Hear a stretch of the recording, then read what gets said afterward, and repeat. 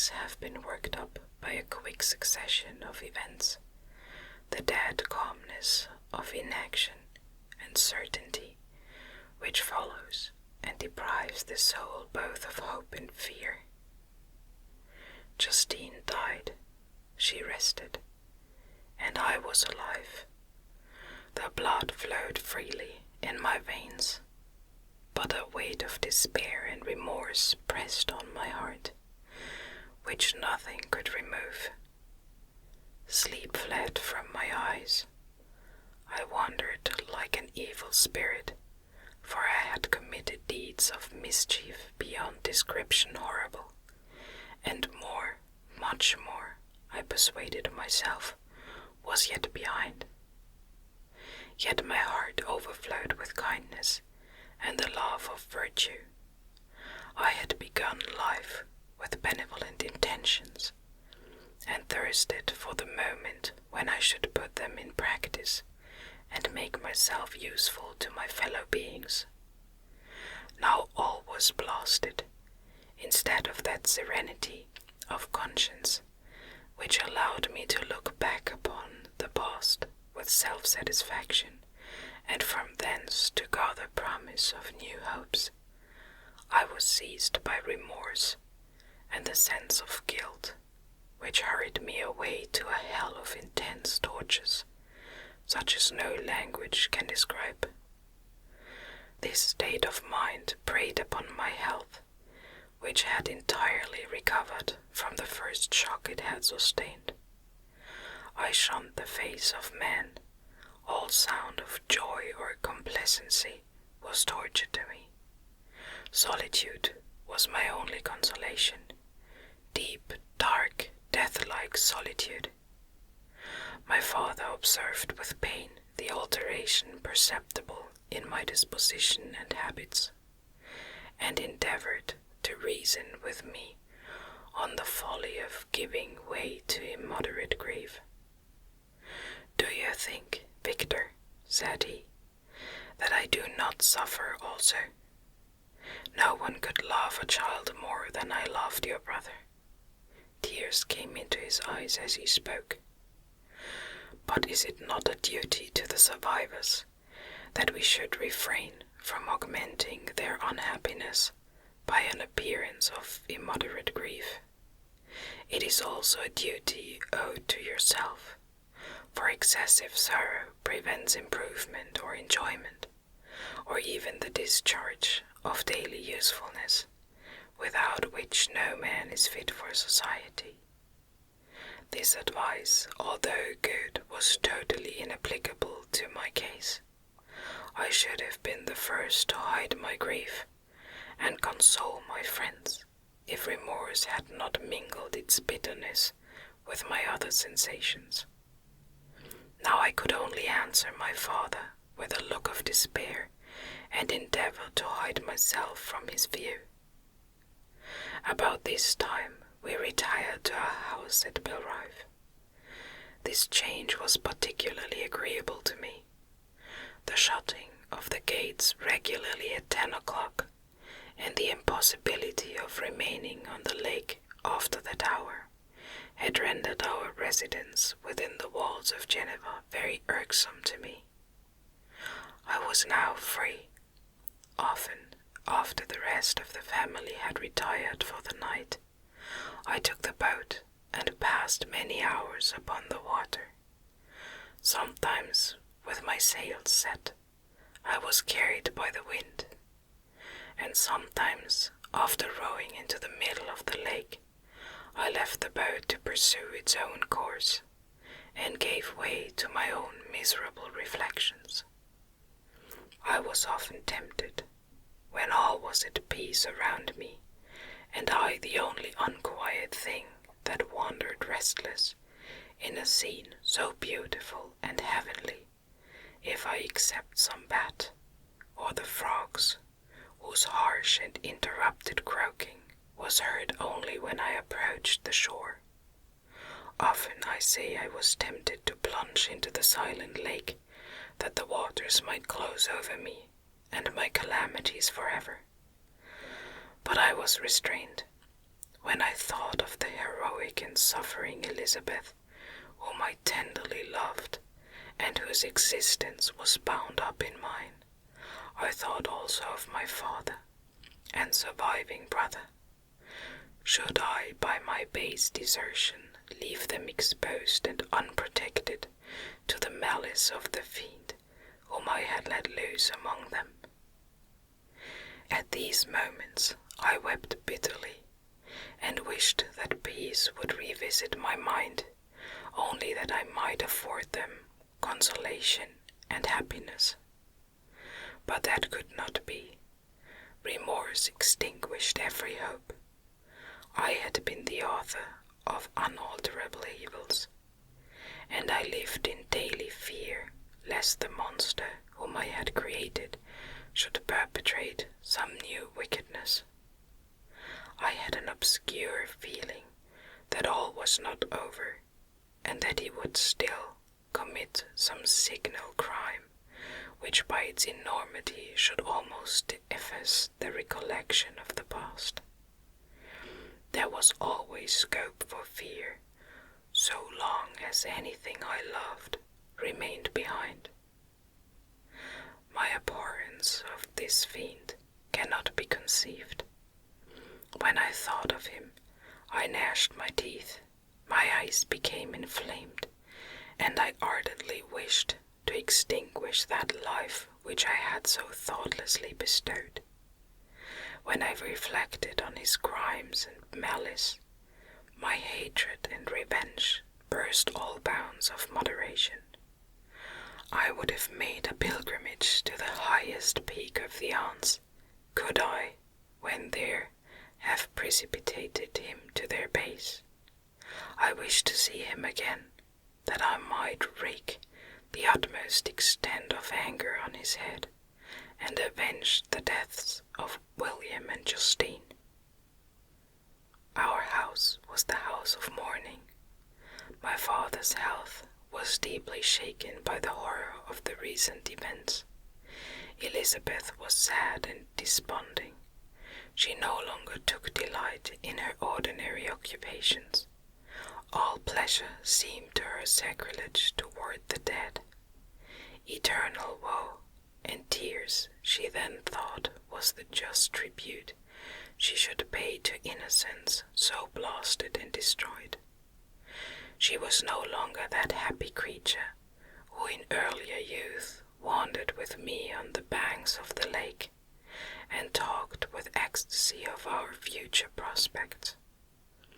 She had become grave and often conversed of the inconsistency of fortune and the instability of human life.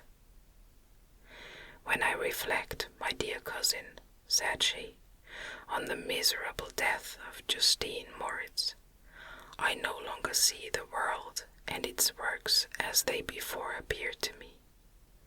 Before I looked upon the accounts of vice and injustice that I read in books or heard from others as tales of ancient days or imaginary evils. At least they were remote and more familiar to reason than to the imagination. But now misery has come home, and men appear to me as monsters thirsting for each other's blood. Yet I am certainly unjust. Everybody believed that poor girl to be guilty, and if she could have committed the crime for which she suffered, assuredly she would have been the most depraved of human creatures. For the sake of a few jewels, to have murdered the son of her benefactor and friend, a child whom she had nursed from its birth, and appeared to love as if it had been her own. I could not consent to the death of any human being, but certainly I should have thought such a creature unfit to remain in the society of men. Yet she was innocent. I know. I feel as if I were walking on the edge of a precipice, towards which thousands are crowding and endeavoring to plunge me into the abyss. William and Justine were assassinated, and the murderer escapes.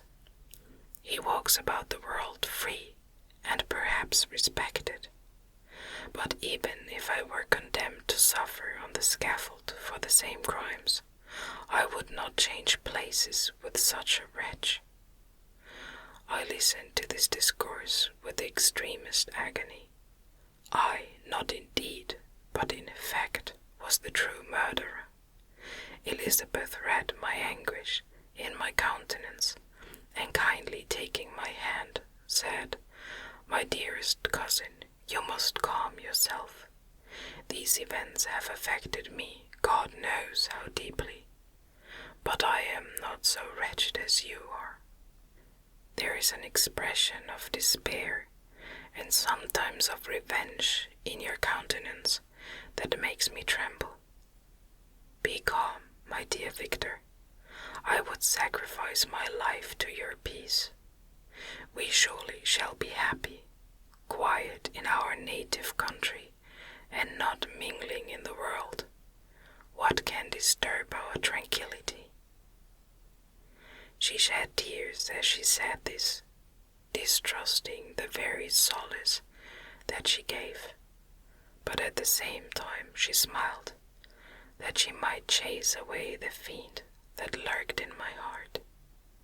My father, who saw the unhappiness that was painted in my face only an exaggeration of that sorrow which I might naturally feel, thought that an amusement suited to my taste would be the best means of restoring to me my wonted serenity. It was from this cause that he had removed to the country, and, induced by the same motive, he now proposed that we should all make an excursion to the valley of Chamonix. I had been there before, but Elizabeth and Ernest never had, and both had often expressed an earnest desire to see the scenery of this place, which had been described to them as so wonderful and sublime. Accordingly, we departed from Geneva on this tour about the middle of the month of August, nearly 2 months after the death of Justine. The weather was uncommonly fine, and if mine had been a sorrow to be chased away by any fleeting circumstance, this excursion would certainly have had the effect intended by my father. As it was, I was somewhat interested in the scene. It sometimes lulled, although it could not extinguish my grief. During the first day we travelled in a carriage. In the morning we had seen the mountains at a distance, towards which we gradually advanced. We perceived that the valley through which we wound, and which was formed by the river Arve, whose course we followed, closed in upon us by degrees, and when the sun had set, we beheld immense mountains and precipices overhanging us on every side, and heard the sound of the river raging among rocks, and the dashing of waterfalls around. The next day we pursued our journey upon mules, and as we ascended still higher, the valley assumed a more magnificent and astonishing character. Ruined castles hanging on the precipices of piny mountains, the impetuous Arve, and cottages every here and there peeping forth from among the trees, formed a scene of singular beauty, but it was augmented and rendered sublime by the mighty Alps, whose white and shining pyramids and domes towered above all, as belonging to another earth, the habitations of another race of beings. We passed the bridge of Pélissier, where the ravine which the river forms opened before us, and we began to ascend the mountain that overhangs it. Soon after we entered the valley of Chamonix. This valley is more wonderful and sublime, but not so beautiful and picturesque as that of Cerveau, through which we had just passed. The high and snowy mountains were its immediate boundaries, but we saw no more ruined castles and fertile fields. Immense glaciers approached the road. We heard the rumbling thunder of the falling avalanche, and marked the smoke of its passage. Mont Blanc, the supreme and magnificent Mont Blanc, raised itself from the surrounding aiguilles, and its tremendous dome overlooked the valley. During this journey I sometimes joined Elizabeth, and exerted myself to point out to her the various beauties of the scene. I often suffered my mule to lag behind, and indulged in the misery of reflection. At other times I spurred on the animal before my companions, that I might forget them, the world, and, more than all, myself. When at a distance I alighted, and threw myself on the grass, weighed down by horror and despair. At 8 in the evening I arrived at Chamonix. My father and Elizabeth were very much fatigued. Ernest, who accompanied us, was delighted and in high spirits. The only circumstance that detracted from his pleasure was the south wind, and the rain it seemed to promise for the next day. We retired early to our apartments, but not to sleep. At least I did not. I remained many hours at the window, watching the pallid lightning that played above Mont Blanc, and listening to the rushing of the Arve, which ran below my window.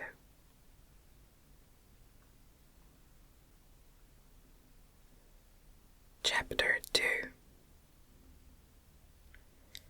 The next day, contrary to the prognostications of our guides, was fine, although clouded. We visited the source of the Riviera and rode about the valley until evening. These sublime and magnificent scenes afforded me the greatest consolation that I was capable of receiving. They elevated me from a littleness of feeling, and although they did not remove my grief, they subdued and tranquilized it. In some degree, also, they diverted my mind from the thoughts over which it had brooded for the last month. I returned in the evening, fatigued, but less unhappy, and conversed with my family with more cheerfulness than had been my custom for some time. My father was pleased, and Elizabeth overjoyed. "My dear cousin," said she, "you see what happiness you diffuse when you are happy. Do not relapse again." The following morning, the rain poured down in torrents, and thick mists hid the summits of the mountains. I rose early, but felt unusually melancholy. The rain depressed me. My old feelings recurred, and I was miserable. I knew how disappointed my father would be at this sudden change, and I wished to avoid him until I had recovered myself so far as to be enabled to conceal those feelings that overpowered me. I knew that they would remain that day at the inn, and as I had ever inured myself to rain, moisture, and cold, I resolved to go alone to the summit of Montanvert. I remembered the effect that the view of the tremendous and ever-moving glacier had produced upon my mind when I first saw it. It had then filled me with a sublime ecstasy that gave wings to the soul and allowed it to soar from the obscure world to light and joy. The sight of the awful and majestic in nature had indeed always the effect of solemnizing my mind, and causing me to forget the passing cares of life. I determined to go alone, for I was well acquainted with the path, and the presence of another would destroy the solitary grandeur of the scene. The ascent is precipitous, but the path is cut into continual and short windings, which enable you to surmount the perpendicularity of the mountain. It is a scene terrifically desolate. In 1,000 spots the traces of the winter avalanches may be perceived, where trees lie broken and strewed on the ground, some entirely destroyed, others bent, leaning upon the jutting rocks of the mountain, or transversely upon other trees. The path, as you ascend higher, is intersected by ravines of snow, down which stones continually roll from above. One of them is particularly dangerous, as the slightest sound, such as even speaking in a loud voice, produces a concussion of air sufficient to draw destruction upon the head of the speaker. The pines are not tall or luxuriant, but they are somber, and add an air of severity to the scene. I looked on the valley beneath. Vast mists were rising from the rivers which ran through it, and curling in thick wreaths around the opposite mountains, whose summits were hid in the uniform clouds, while rain poured from the dark sky, and added to the melancholy impression I received from the objects around me. Alas, why does man boast of sensibilities superior to those apparent in the brute? It only renders them more necessary beings. If our impulses were confined to hunger, thirst, and desire, we might be nearly free, but now we are moved by every wind that blows, and a chance word or scene that word may convey to us. We rest, a dream has power to poison sleep. We rise, one wandering through pollutes the day. We feel, conceive or reason, laugh or weep, embrace fond woe or cast our cares away. It is the same, for be it joy or sorrow, the path of its departure still is free. Man's yesterday may never be like this tomorrow. Naught may endure but mutability. It was nearly noon when I arrived at the top of the ascent. For some time I sat upon the rock that overlooks the sea of ice. A mist covered both that and the surrounding mountains. Presently a breeze dissipated the cloud, and I descended upon the glacier. The surface is very uneven, rising like the waves of a troubled sea, descending low, and interspersed by rifts that sink deep. The field of ice is almost a league in width, but I spent nearly 2 hours in crossing it. The opposite mountain is a bare perpendicular rock. From the side where I now stood, Montanvert was exactly opposite, at the distance of a league, and above it rose Mont Blanc in awful majesty. I remained in a recess of the rock, gazing on this wonderful and stupendous scene. The sea, or rather vast river of ice, wound among its dependent mountains, whose aerial summits hung over its recesses. Their icy and glittering peaks shone in the sunlight over the clouds. My heart, which was before sorrowful, now swelled with something like joy. I exclaimed, wandering spirits, if indeed you wander, and do not rest in your narrow beds, allow me this faint happiness, or take me as your companion away from the joys of life. As I said this, I suddenly beheld the figure of a man at some distance, advancing towards me with superhuman speed. He bounded over the crevices in the ice, among which I had walked with caution. His stature also, as he approached, seemed to exceed that of man. I was troubled. A mist came over my eyes, and I felt a faintness seize me. But I was quickly restored by the cold gale of the mountains. I perceived as the shape came nearer, sight tremendous and abhorrent, that it was the wretch whom I had created.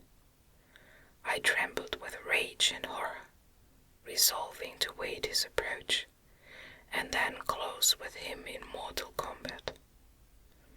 He approached, his countenance bespoke bitter anguish, combined with disdain and malignity, while its unearthly ugliness rendered it almost too horrible for human eyes. But I scarcely observed this.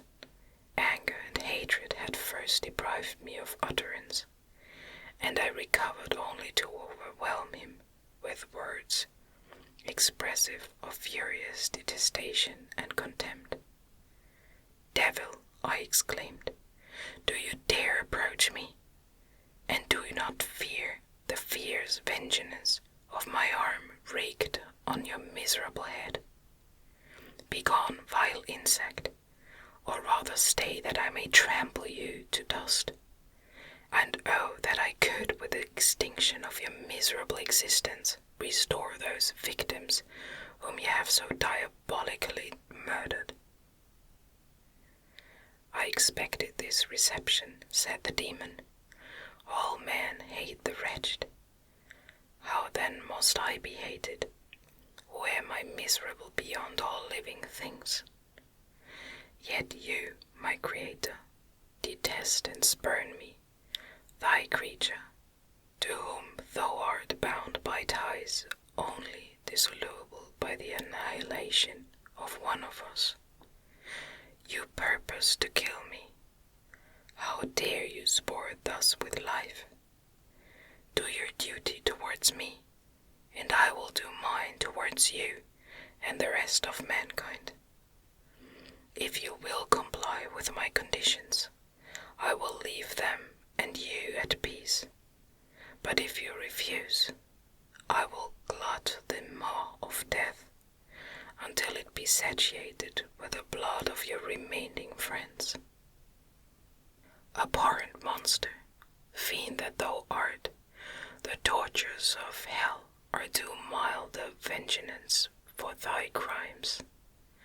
Wretched devil, you reproach me with your creation.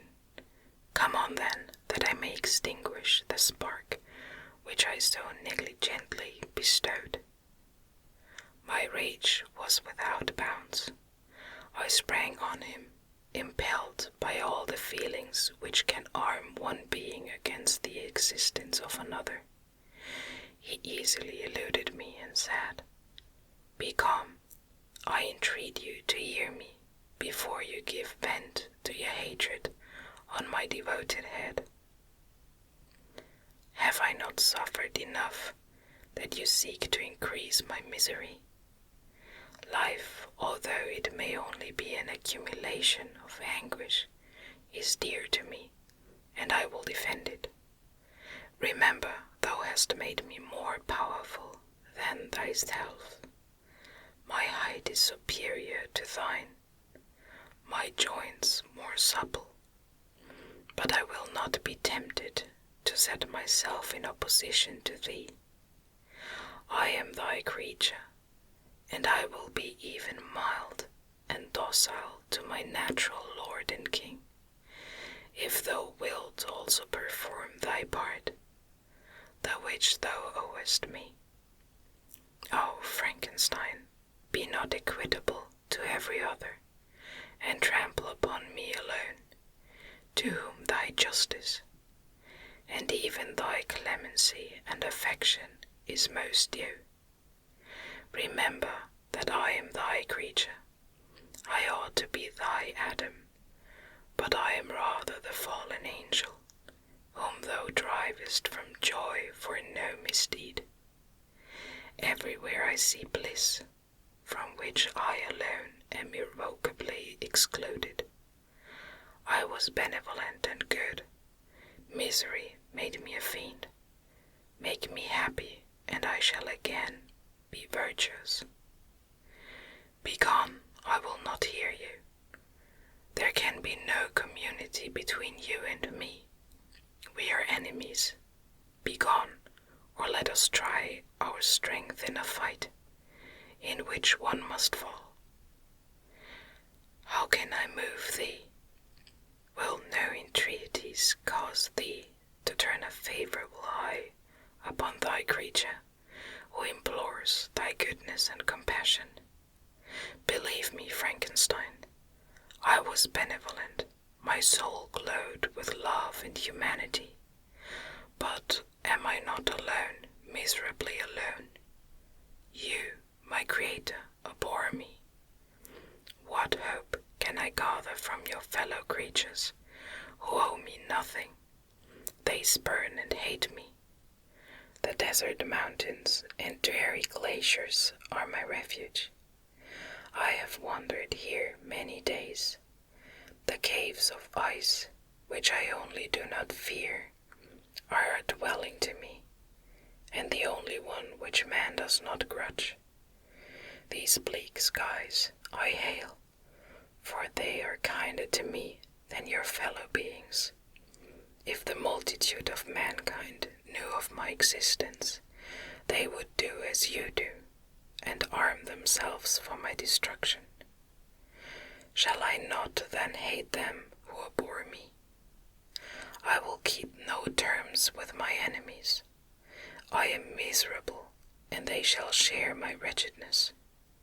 Yet it is in your power to recompense me and deliver them from an evil which it only remains for you to make so great, that not only you and your family, but thousands of others shall be swallowed up in the whirlwinds of its rage.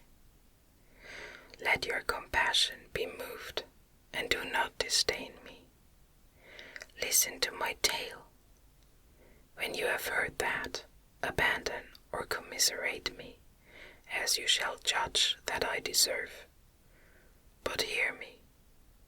The guilty are allowed by human laws, bloody as they may be, to speak in their own defense before they are condemned. Listen to me, Frankenstein. You accuse me of murder, and yet you would, with a satisfied conscience, destroy your own creature. Oh, praise the eternal justice of man. Yet I ask you not to spare me. Listen to me, and then, if you can, and if you will, destroy the work of your hands. Why do you call to my remembrance circumstances of which I shudder to reflect, that I have been the miserable origin and author? Cursed be the day, abhorrent devil, in which you first saw light. Cursed, although I curse myself, be the hands that formed you. You have made me wretched beyond expression. You have left me no power to consider whether I am just to you or not. Begone, relieve me from the sight of your detested form. Thus I relieve thee, my creator, he said, and placed his hated hands before my eyes, which I flung from me with violence. Thus I take from thee a sight which you abhor. Still thou canst listen to me, and grant me thy compassion. By the virtues that I once possessed, I demand this from you.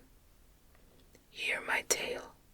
It is long and strange, and the temperature of this place is not fitting to your fine sensations. Come to the hut upon the mountain. The sun is yet high in the heavens, before it descends to hide itself behind yon snowy precipices, and illuminate another world. You will have heard my story, and can decide. On you it rests whether I quit forever the neighborhood of man, and lead a harmless life, or become the scourge of your fellow creatures, and the author of your own speedy ruin. As he said this, he led the way across the ice. I followed. My heart was full, and I did not answer him, but as I proceeded, I weighed the various arguments that he had used, and determined at least to listen to his tale. I was partly urged by curiosity, and compassion confirmed my resolution. I had hitherto supposed him to be the murderer of my brother, and I eagerly sought a confirmation or denial of this opinion. For the first time, also, I felt what the duties of a creator towards his creature were, and that I ought to render him happy before I complained of his wickedness. These motives urged me to comply with his demand. We crossed the ice, therefore, and ascended the opposite rock. The air was cold, and the rain again began to descend. We entered the hut, and the fiend with an air of exultation. I with a heavy heart and depressed spirits. But I consented to listen, and, seating myself by the fire which my odious companion had lighted, he thus began his tale. Chapter 3. It is with considerable difficulty that I remember the original era of my being. All the events of that period appear confused and indistinct. A strange multiplicity of sensations seized me, and I saw, felt, heard, and smelt at the same time.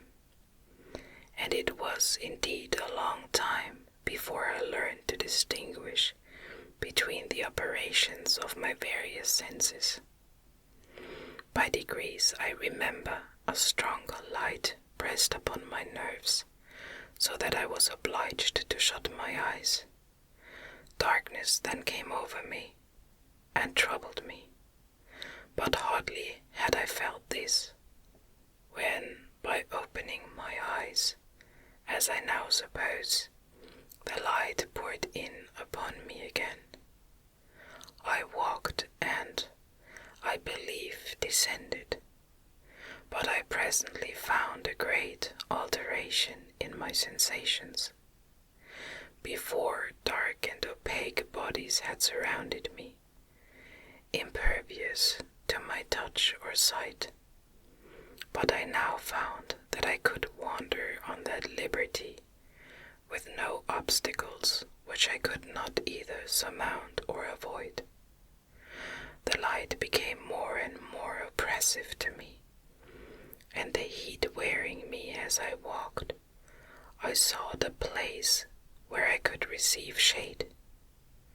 This was the forest near Ingolstadt, and here I lay by the side of a brook, resting from my fatigue, until I felt tormented by hunger and thirst.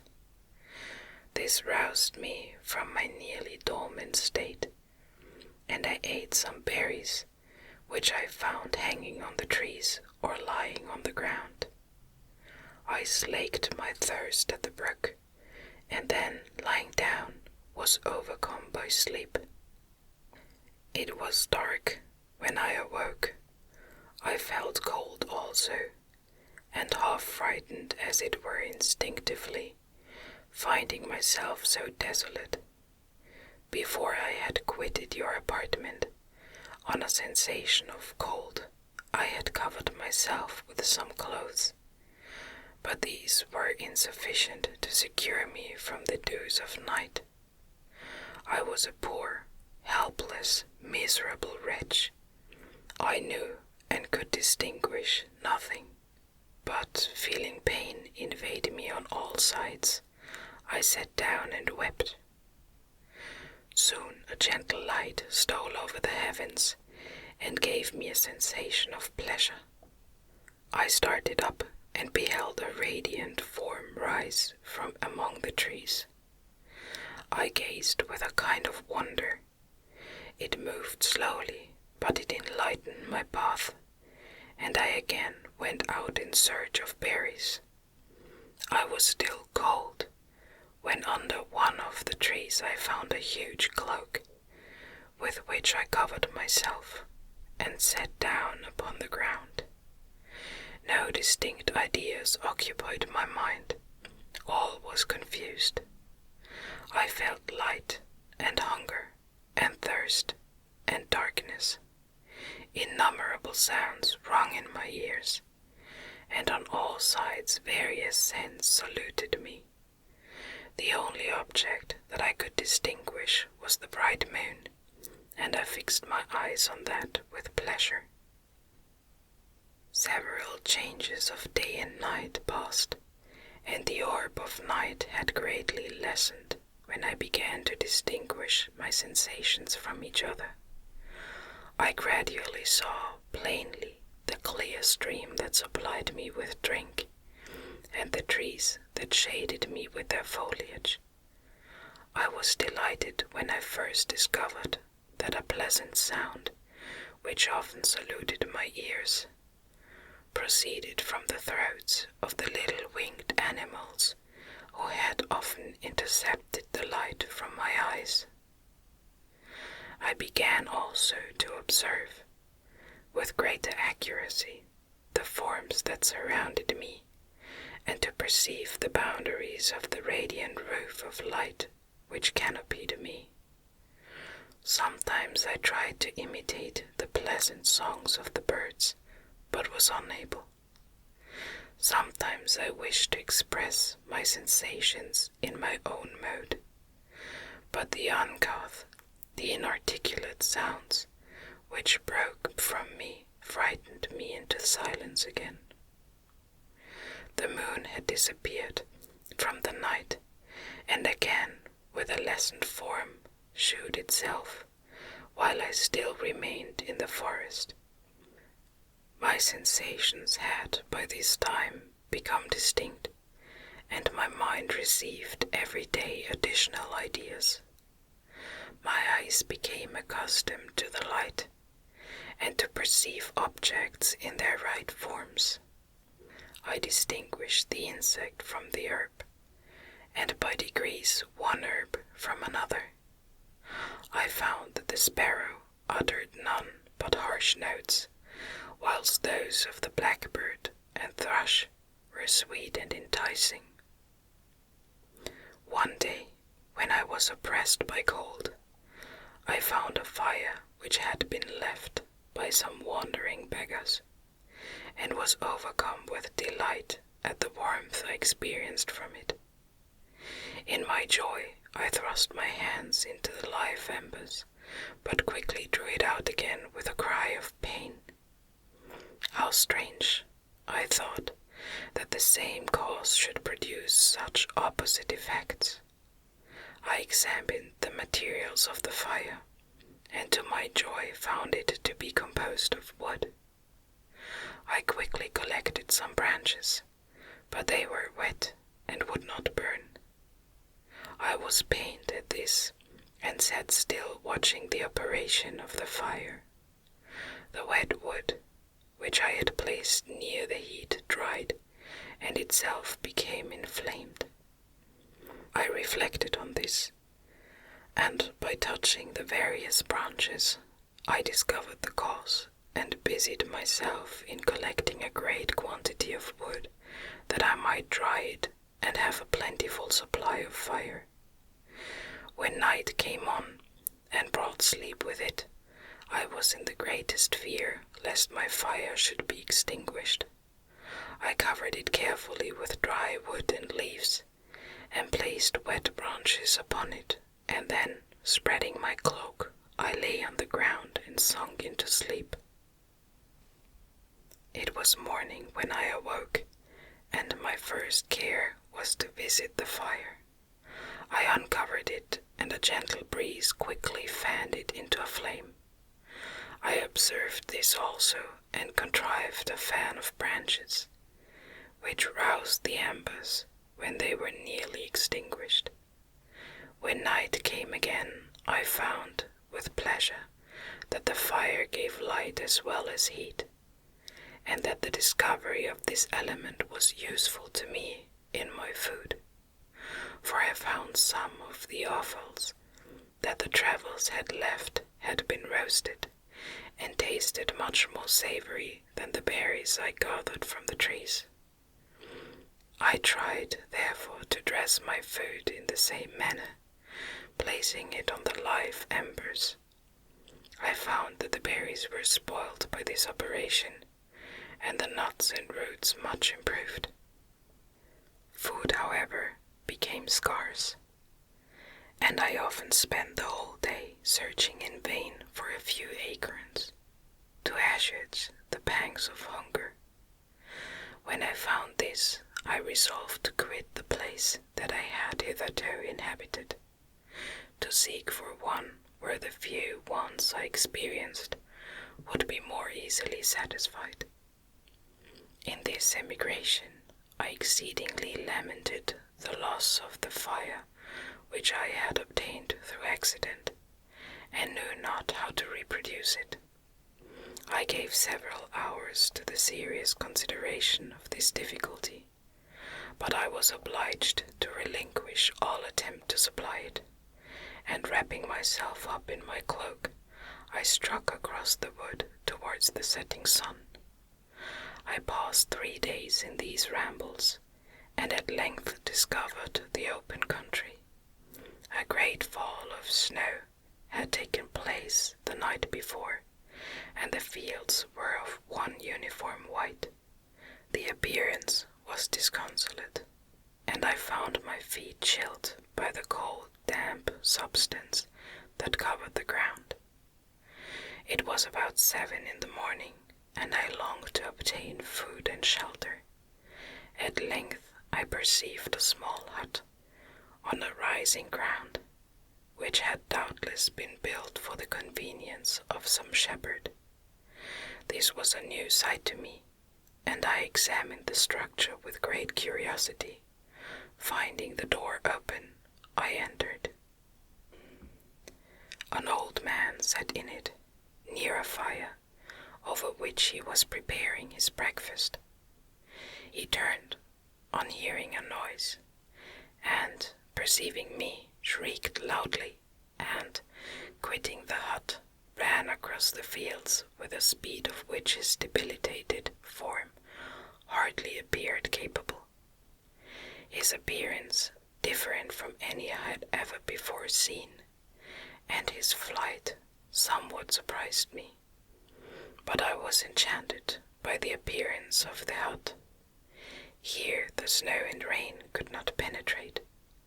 The ground was dry, and it presented to me then as exquisite and divine a retreat as pandemonium appeared to the demons of hell after their sufferings in the lake of fire. I greedily devoured the remnants of the shepherd's breakfast, which consisted of bread, cheese, milk, and wine. The latter, however, I did not like. Then, overcome by fatigue, I lay down among some straw and fell asleep. It was noon when I awoke, and, allured by the warmth of the sun, which shone brightly on the white ground, I determined to recommence my travels, and, depositing the remains of the peasant's breakfast in a wallet I found, I proceeded across the fields for several hours, until at sunset I arrived at a village. How miraculous did this appear! The huts, the neater cottages, and stately houses engaged my admiration by turns. The vegetables in the gardens, the milk and cheese that I saw placed at the windows of some of the cottages, allured my appetite. One of the best of these I entered, but I had hardly placed my foot within the door before the children shrieked, and one of the women fainted. The whole village was roused, some fled, some attacked me, until grievously bruised by stones and many other kinds of missile weapons, I escaped to the open country, and fearfully took refuge in a low hovel, quite bare and making a wretched appearance after the palaces I had beheld in the village. This hovel, however, joined a cottage of a neat and pleasant appearance, but after my late dearly bought experience, I dared not enter it. My place of refuge was constructed of wood, but so low that I could with difficulty sit upright in it. No wood, however, was placed on the earth, which formed the floor, but it was dry, and although the wind entered it by innumerable chinks, I found it an agreeable asylum from the snow and rain. Here then I retreated and lay down, happy to have found a shelter, however miserable, from the inclemency of the season, and still more from the barbarity of man. As soon as morning dawned, I crept from my kennel, that I might view the adjacent cottage, and discover if I could remain in the habitation I had found. It was situated against the back of the cottage, and surrounded on the sides, which were exposed by a pigsty and a clear pool of water. One part was open, and by that I had crept in, but now I covered every crevice by which I might be perceived with stones and wood, yet in such a manner that I might move them on occasion to pass out. All the light I enjoyed came through the sty, and that was sufficient for me. Having thus arranged my dwelling, and carpeted it with a clean straw, I retired, for I saw the figure of a man at a distance, and I remembered too well my treatment the night before to trust myself in his power.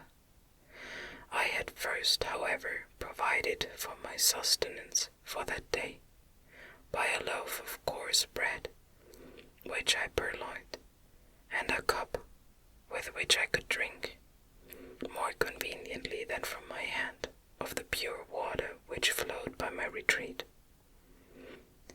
The floor was a little raised, so that it was kept perfectly dry, and by its vicinity to the chimney of the cottage it was tolerably warm. Being thus provided, I resolved to reside in this hovel until something should occur which might alter my determination. It was indeed a paradise compared to the bleak forest, my former residence, the rain-dropping branches and dank earth. I ate my breakfast with pleasure, and was about to remove a plank to procure myself a little water, when I heard a step, and looking through a small chink, I beheld a young creature with a pail on her head, passing before my hovel. The girl was young and of gentle demeanor, unlike what I have since found cottagers and farmhouse servants to be. Yet she was meanly dressed, a coarse blue petticoat and a linen jacket being her only garb. Her fair hair was plaited, but not adorned. She looked patient yet sad. I lost sight of her, and in about a quarter of an hour she returned, bearing the pail, which was now partly filled with milk. As she walked along, seemingly incommoded by the burden, a young man met her, whose countenance expressed a deeper despondence.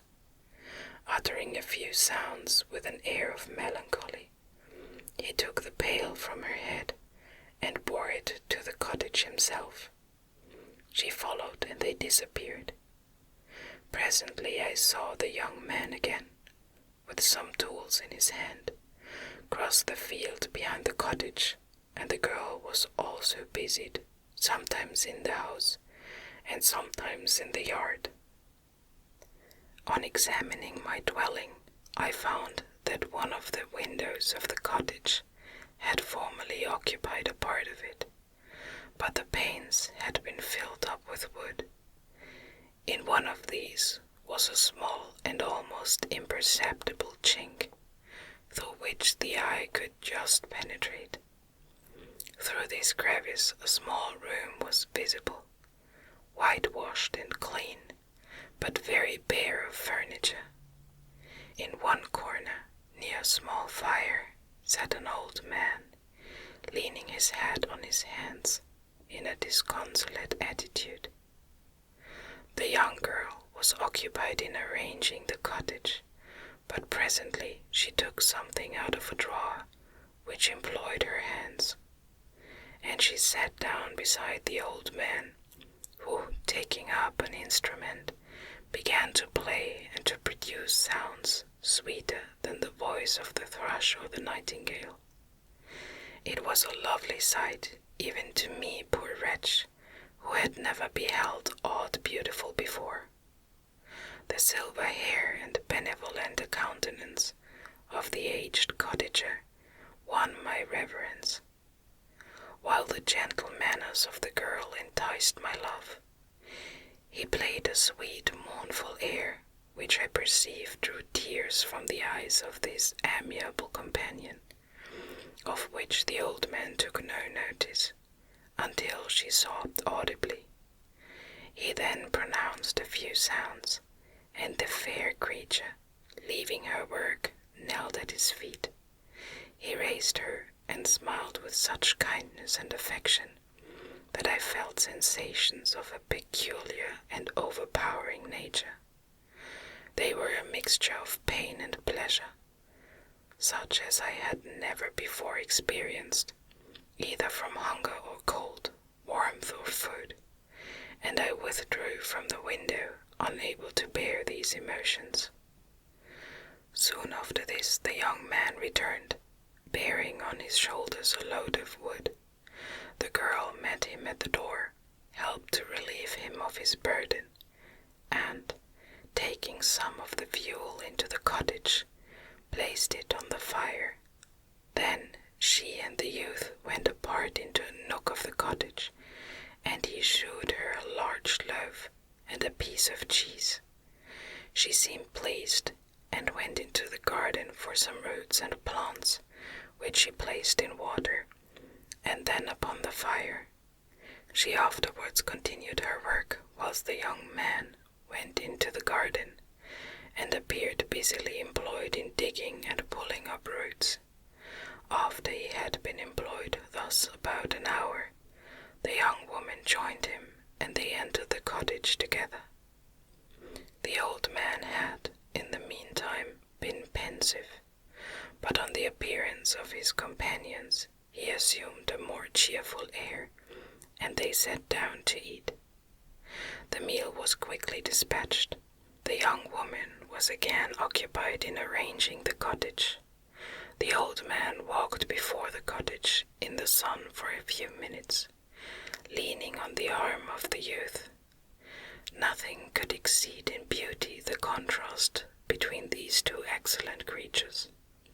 One was old, with silver hairs, and a countenance beaming with benevolence and love.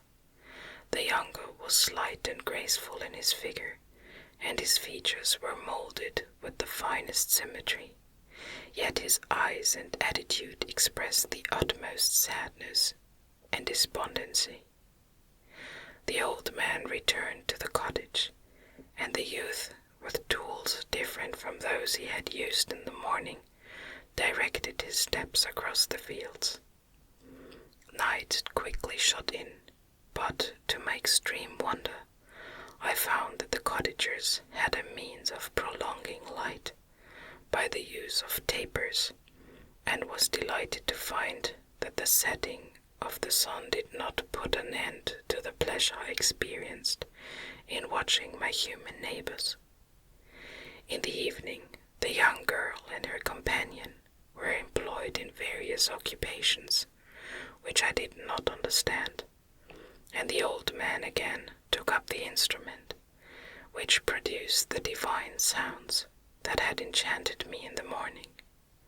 So soon as he had finished, the youth began not to play, but to utter sounds that were monotonous, and neither resembling the harmony of the old man's instrument or the songs of the birds. I since found that he read aloud, but at the time I knew nothing of the science of words or letters. The family, after having been thus occupied for a short time, extinguished their lights and retired, as I conjectured, to rest.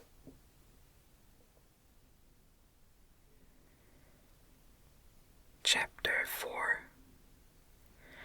I lay on my straw, but I could not sleep. I thought of the occurrences of the day. What chiefly struck me was the gentle manners of these people, and I longed to join them, but dared not.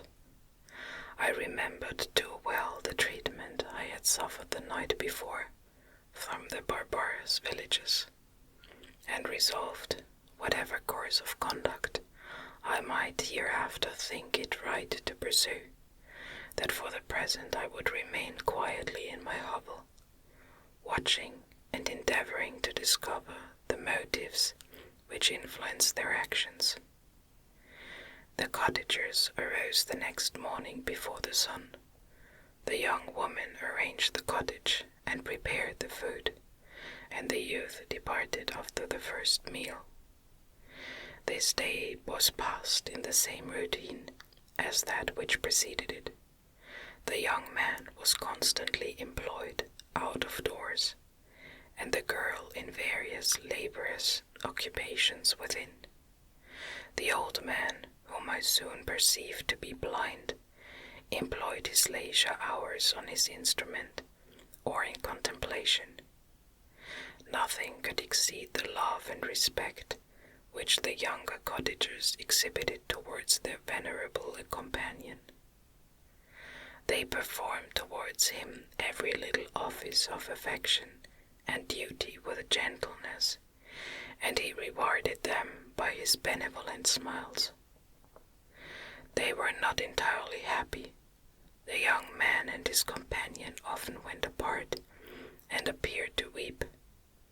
I saw no cause for their unhappiness, but I was deeply affected by it.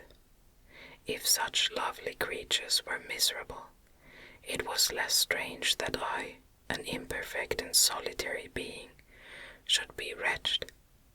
Yet why were these gentle beings unhappy? They possessed a delightful house, for such it was in my eyes, and even luxury. They had a fire to warm them when chill, and delicious viands when hungry. They were dressed in excellent clothes, and still more they enjoyed one another's company and speech, interchanging each day looks of affection and kindness. What did their tears imply? Did they really express pain? I was at first unable to solve these questions, but perpetual attention and time explained to me many appearances which were at first enigmatic. A considerable period elapsed before I discovered one of the causes of the uneasiness of this amiable family. It was poverty, and they suffered that evil in a very distressing degree. Their nourishment consisted entirely of the vegetables of their garden, and the milk of one cow who gave very little during the winter, when its masters could scarcely procure food to support it. They often, I believe, suffered the pangs of hunger very poignantly, especially the two younger cottagers. For several times they placed food before the old man, when they reserved none for themselves. This trait of kindness moved me sensibly. I had been accustomed during the night to steal a part of their store for my own consumption, but when I found that in doing this I inflicted pain on the cottagers, I abstained and satisfied myself with berries, nuts, and roots, which I gathered from a neighboring wood. I discovered also another means through which I was enabled to assist their labors. I found that the youth spent a great part of each day in collecting wood for the family fire, and during the night I often took his tools, the use of which I quickly discovered, and brought home firing sufficient for the consumption of several days. I remember the first time that I did this, the young woman, when she opened the door in the morning, appeared greatly astonished on seeing a great pile of wood on the outside. She uttered some words in a loud voice, and the youth joined her, who also expressed surprise. I observed with pleasure that he did not go to the forest that day, but spent it in repairing the cottage and cultivating the garden. By degrees I made a discovery of still greater moment. I found that these people possessed a method of communicating their experience and feelings to one another by articulate sounds. I perceived that the words they spoke sometimes produced pleasure or pain, smiles or sadness, in the minds and countenances of the hearers. This was indeed a godlike science, and I ardently desired to become acquainted with it. But I was baffled in every attempt I made for this purpose. Their pronunciation was quick, and the words they uttered, not having any apparent connection with visible objects, I was unable to discover any clue by which I could unravel the mystery of their reference.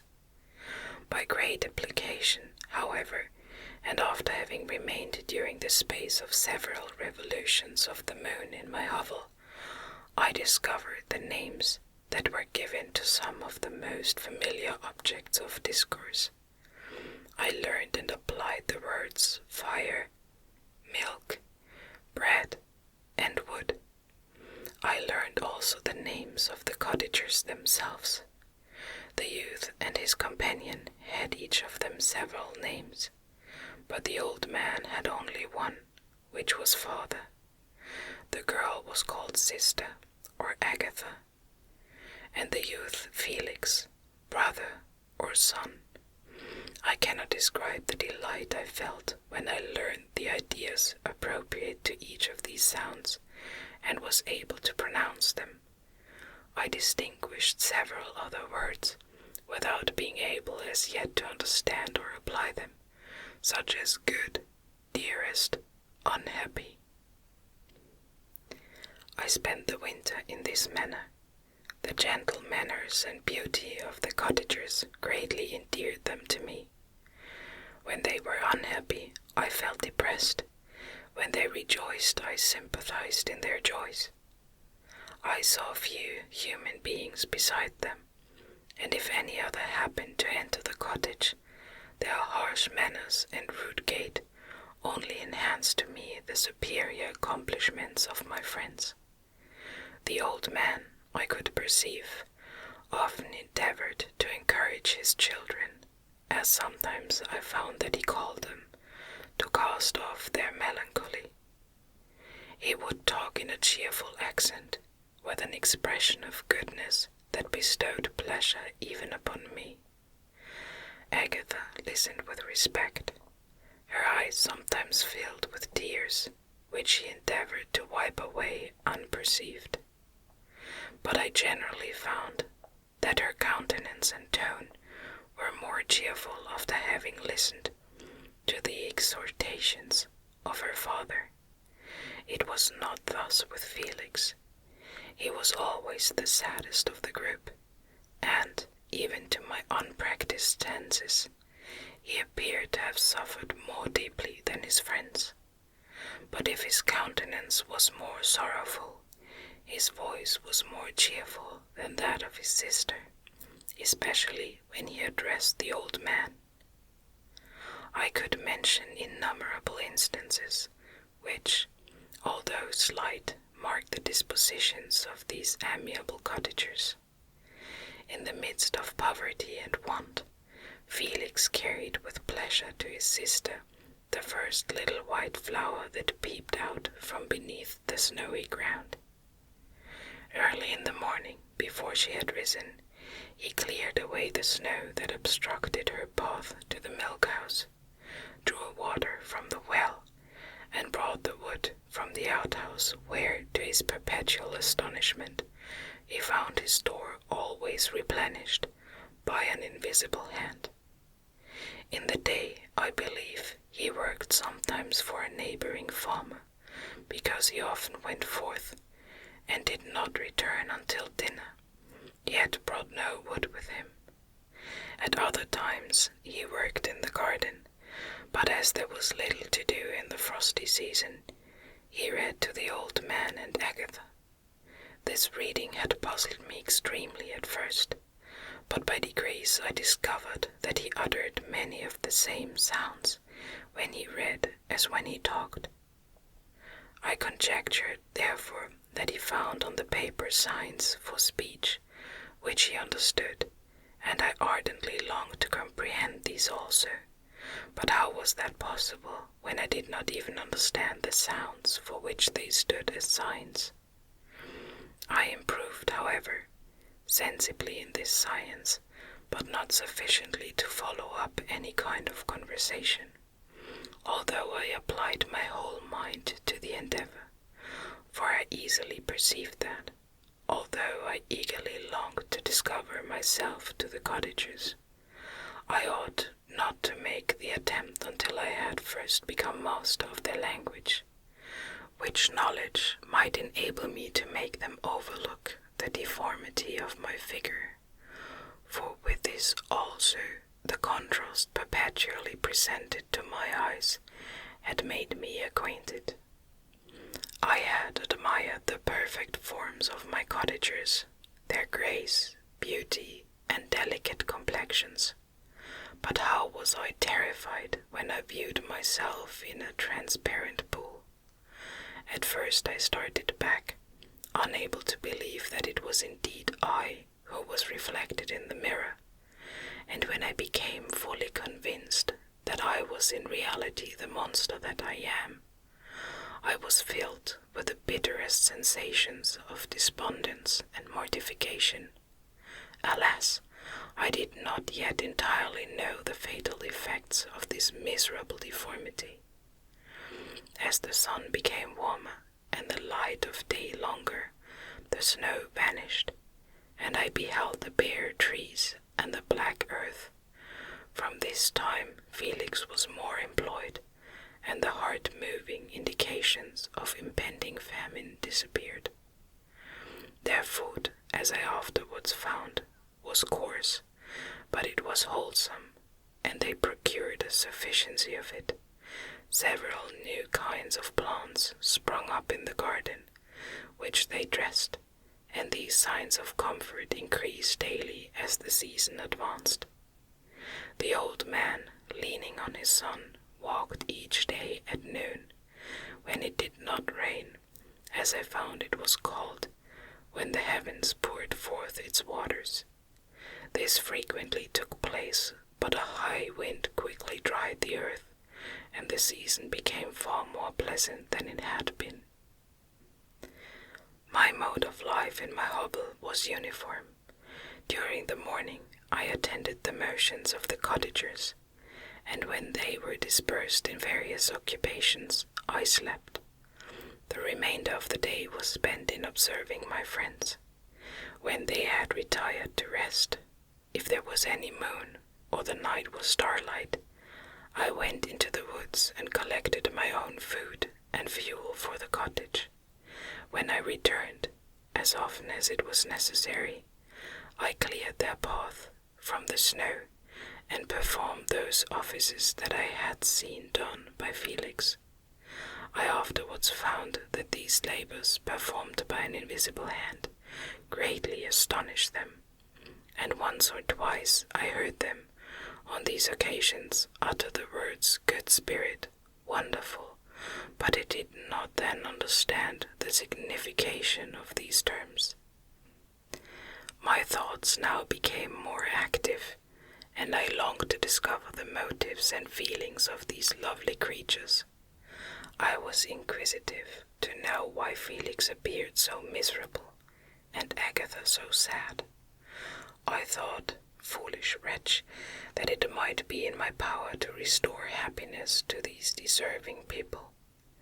When I slept or was absent, the forms of the venerable blind father, the gentle Agatha, and the excellent Felix flitted before me. I looked upon them as superior beings, who would be the arbiters of my future destiny. I formed in my imagination 1,000 pictures of presenting myself to them, and their reception of me. I imagined that they would be disgusted until, by my gentle demeanor and conciliating words, I should first win their favor and afterwards their love. These thoughts exhilarated me and led me to apply with fresh ardor to the acquiring the art of language. My organs were indeed harsh, but supple, and although my voice was very unlike the soft music of their tones, yet I pronounced such words as I understood with tolerable ease. It was as the ass and the lapdog, yet surely the gentle ass, whose intentions were affectionate, although his manners were rude, deserved better treatment than blows and execration. The pleasant showers and genial warmth of spring greatly altered the aspect of the earth. Men, who before this change seemed to have been hid in caves, dispersed themselves and were employed in various arts of cultivation. The birds sang in more cheerful notes, and the leaves began to bud forth on the trees. Happy, happy earth, fit habitation for gods, which, so short a time before, was bleak, damp, and unwholesome. My spirits were elevated by the enchanting appearance of nature. The past was blotted from my memory, the present was tranquil, and the future gilded by bright rays of hope and anticipations of joy. Chapter 5. I now hasten to the more moving part of my story. I shall relate events that impressed me with feelings which, from what I was, have made me what I am. Spring advanced rapidly, the weather became fine, and the skies cloudless. It surprised me that what before was desert and gloomy should now bloom with the most beautiful flowers and verdure. My senses were gratified and refreshed by 1,000 scents of delight and 1,000 sights of beauty. It was on one of these days, when my cottagers periodically rested from labor. The old man played on his guitar, and the children listened to him. I observed that the countenance of Felix was melancholy beyond expression.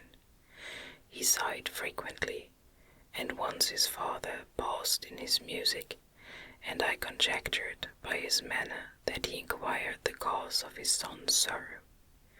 Felix replied in a cheerful accent, and the old man was recommencing his music, when someone tapped at the door. It was a lady on horseback, accompanied by a countryman as a guide. The lady was dressed in a dark suit, and covered with a thick black veil. Agatha asked a question, to which the stranger only replied by pronouncing in a sweet accent the name of Felix. Her voice was musical, but unlike that of either of my friends. On hearing this word, Felix came up hastily to the lady, who, when she saw him, threw up her veil, and I beheld a countenance of angelic beauty and expression.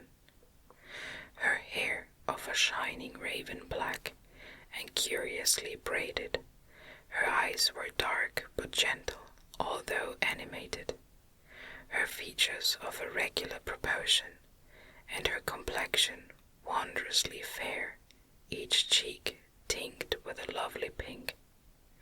Felix seemed ravished with delight when he saw her. Every trait of sorrow vanished from his face, and it instantly expressed a degree of ecstatic joy, of which I could hardly have believed it capable. His eyes sparkled as his cheek flushed with pleasure, and at that moment I thought him as beautiful as the stranger. She appeared affected by different feelings. Wiping a few tears from her lovely eyes, she held out her hand to Felix, who kissed it rapturously, and called her, as well as I could distinguish, his sweet Arabian. She did not appear to understand him, but smiled.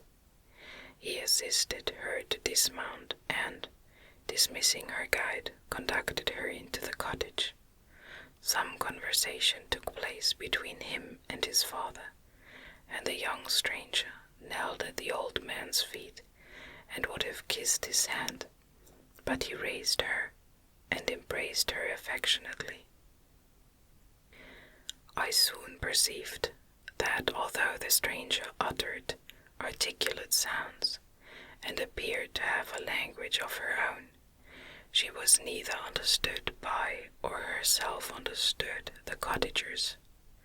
They made many signs which I did not comprehend, but I saw that her presence diffused gladness through the cottage, dispelling their sorrow as the sun dissipates the morning mists.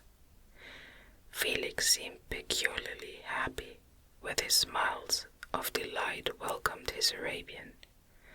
Agatha, the ever gentle Agatha, kissed the hands of the lovely stranger, and, pointing to her brother, made signs which appeared to me to mean that he had been sorrowful until she came.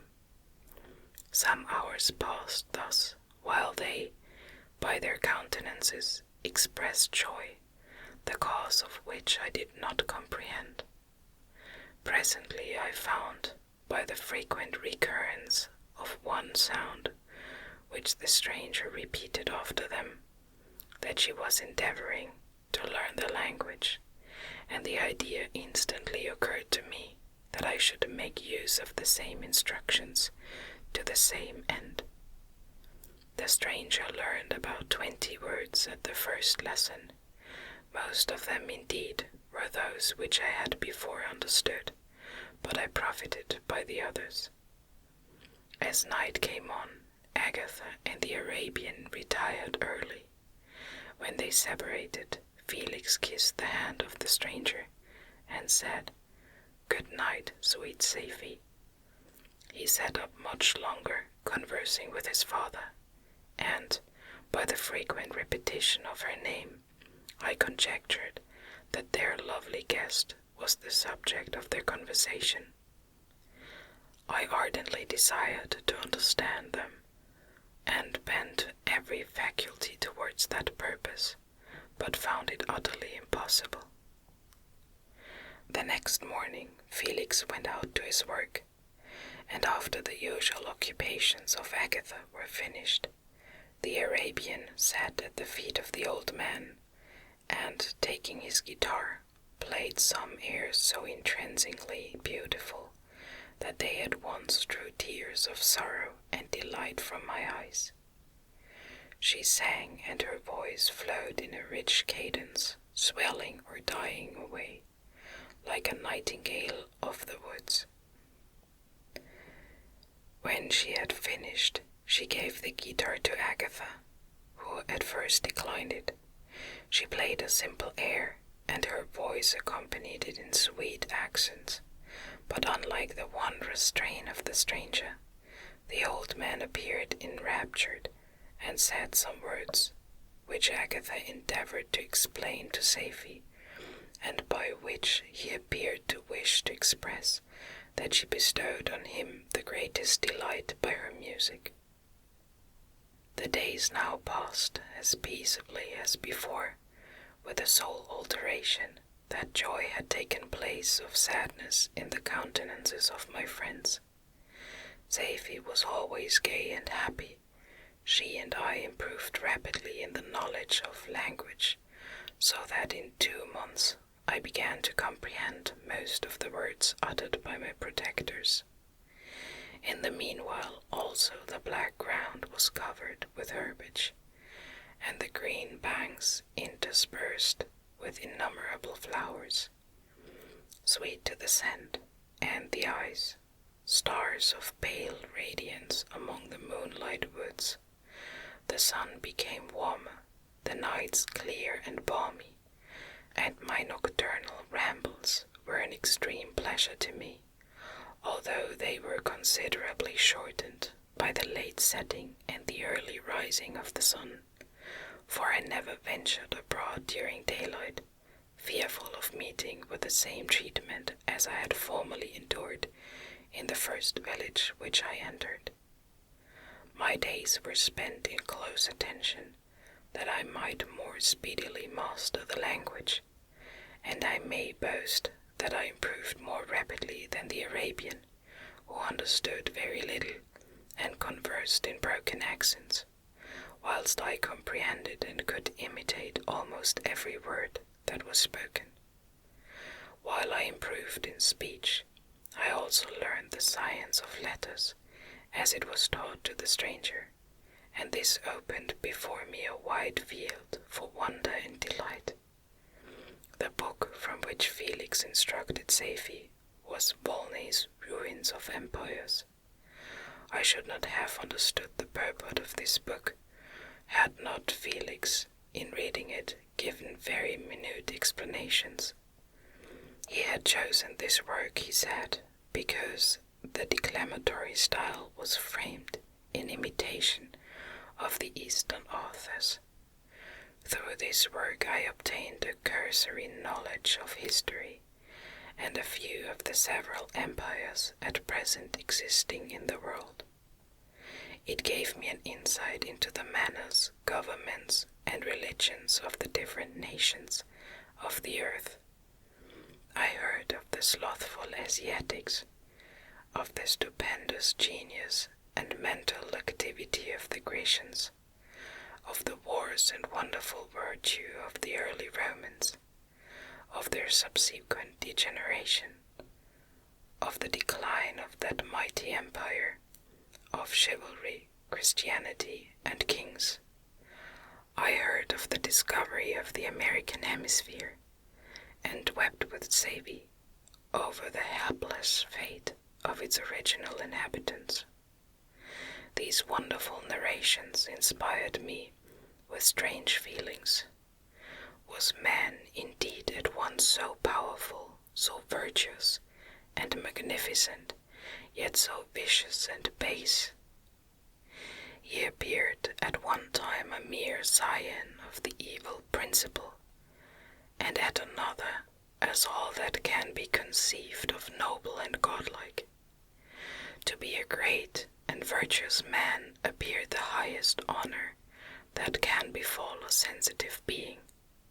To be base and vicious, as many on record have been, appeared the lowest degradation, a condition more abject than that of the blind mole or harmless worm. For a long time conceive how one man could go forth to murder his fellow, or even why there were laws and governments. But when I heard details of vice and bloodshed, my wonder ceased, and I turned away with disgust and loathing. Every conversation of the cottagers now opened new wonders to me, while I listened to the instructions which Felix bestowed upon the Arabian. The strange system of human society was explained to me. I heard of the division of property, of immense wealth and squalid poverty, of rank, descent, and noble blood. The words induced me to turn towards myself. I learned that the possessions most esteemed by your fellow creatures were high and unsullied descent united with riches. A man might be respected with only one of these acquisitions, but without either he was considered, except in very rare instances, as a vagabond and a slave, doomed to waste his powers for the profit of the chosen few. And what was I? Of my creation and creator I was absolutely ignorant, but I knew that I possessed no money, no friends, no kind of property. I was, besides, endowed with a figure hideously deformed and loathsome. I was not even of the same nature as man. I was more agile than they, and could subsist upon coarser diet. I bore the extremes of heat and cold with less injury to my frame. My stature far exceeded theirs. When I looked around, I saw and heard of none like me. Was I then a monster, a blot upon the earth, from which all men fled, and whom all men disowned? I cannot describe to you the agony that these reflections inflicted upon me. I tried to dispel them, but sorrow only increased with knowledge. Oh, that I had forever remained in my native wood, nor known or felt beyond the sensations of hunger, thirst, and heat. Of what a strange nature is knowledge! It clings to the mind when it has once seized on it, like a lichen on the rock. I wished sometimes to shake off all thought and feeling, but I learned that there was but one means to overcome the sensation of pain, and that was death, a stage which I feared yet did not understand. I admired virtue and good feelings, and loved the gentle manners and amiable qualities of my cottagers, but I was shut out from intercourse with them, except through means which I obtained by stealth, when I was unseen and unknown, and which rather increased than satisfied the desire I had of becoming one among my fellows. The gentle words of Agatha and the animated smiles of the charming Arabian were not for me. The mild exhortations of the old man and the lively conversation of the loved Felix were not for me, miserable, unhappy wretch. Other lessons were impressed upon me even more deeply. I heard of the difference of sexes, of the birth and growth of children, how the father doted on the smiles of the infant, and the lively sallies of the older child, how all the life and cares of the mother were wrapped up in the precious charge, how the mind of youth expanded and gained knowledge of brother, sister, and all the various relationships which bind one human being to another in mutual bonds.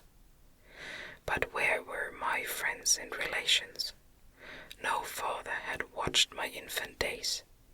No mother had blessed me with smiles and caresses, or if they had, all my past life was now a blot, a blind vacancy in which I distinguished nothing.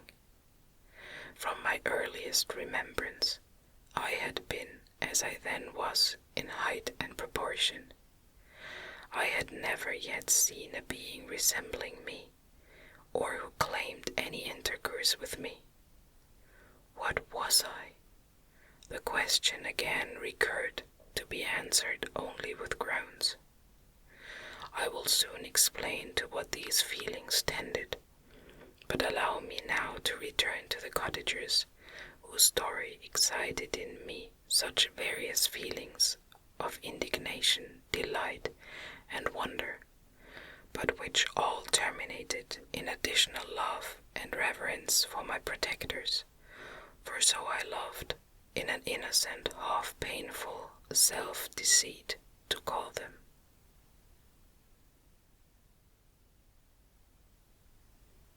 Chapter 6. Some time elapsed before I learned the history of my friends. It was one which could not fail to impress itself deeply on my mind, unfolding as it did a number of circumstances, each interesting and wonderful to one so utterly inexperienced as I was. The name of the old man was de Lacy. He was descended from a good family in France, where he had lived for many years in affluence, respected by his superiors, and beloved by his equals. His son was bred in the service of his country, and Agatha had ranked with ladies of the highest distinction.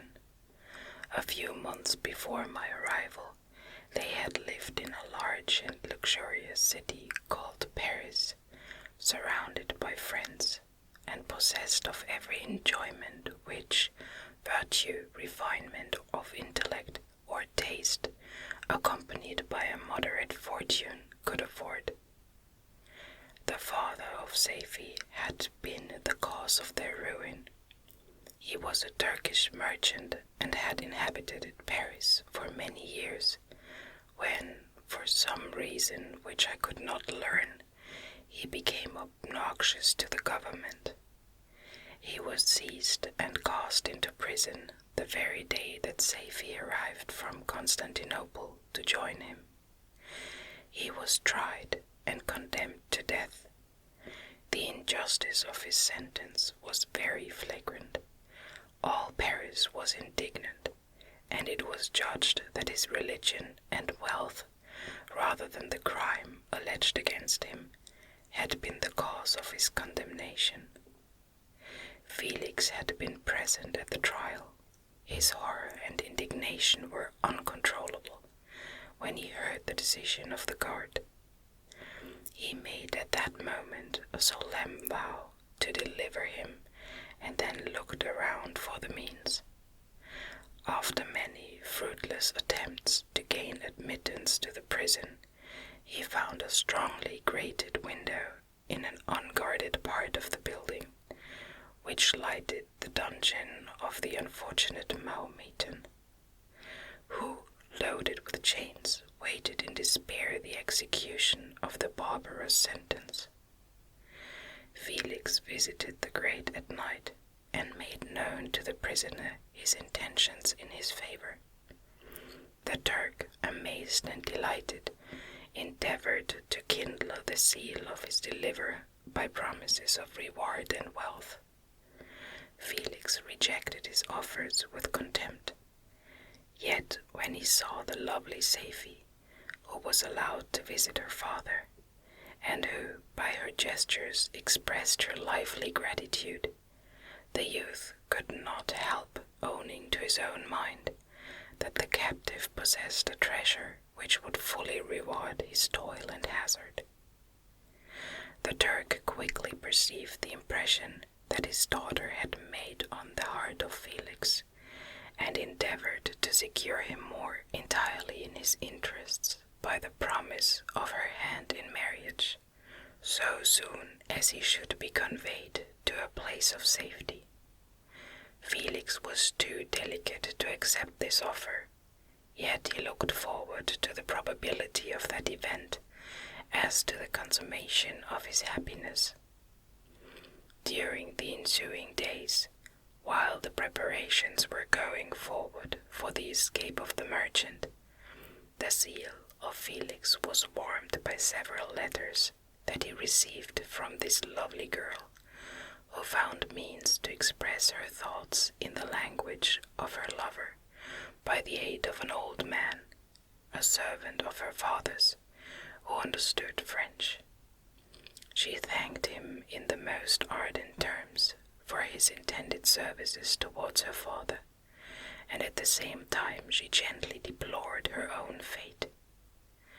I have copies of these letters, for I found means, during my residence in the hovel, to procure the implements of writing, and the letters were often in the hands of Felix or Agatha. Before I depart, I will give them to you. They will prove the truth of my tale. But at present, as the sun is already far declined, I shall only have time to repeat the substance of them to you. Safie related that her mother was a Christian Arab, seized and made a slave by the Turks. Recommended by her beauty, she had won the heart of the father of Safie, who married her. The young girl spoke in high and enthusiastic terms of her mother, who, born in freedom, spurned the bondage to which she was now reduced. She instructed her daughter in the tenets of her religion, and taught her to aspire to higher powers of intellect, and an independence of spirit forbidden to the female followers of Mahomet.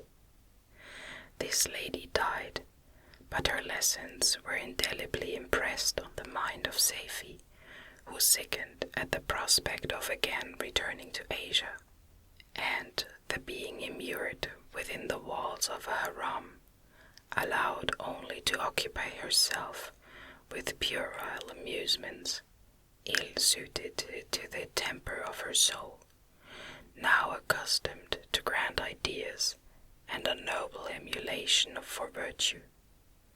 The prospect of marrying a Christian and remaining in a country where women were allowed to take a rank in society was enchanting to her. The day for the execution of the Turk was fixed, but on the night previous to it, he had quitted prison, and before morning was distant many leagues from Paris. Felix had procured passports in the name of his father, sister, and himself. He had previously communicated his plan to the former, who aided the deceit by quitting his house under the pretense of a journey, and concealed himself with his daughter in an obscure part of Paris. Felix conducted the fugitives through France to Lyons, and across Mont Cenis to Leghorn, where the merchant had decided to wait a favorable opportunity of passing into some part of the Turkish dominions.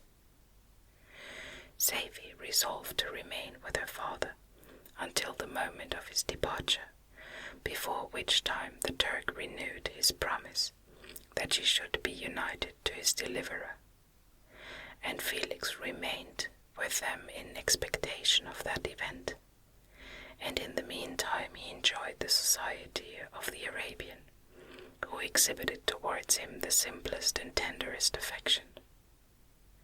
They conversed with one another through the means of an interpreter, and sometimes with the interpretation of looks, and Safie sang to him the divine airs of her native country.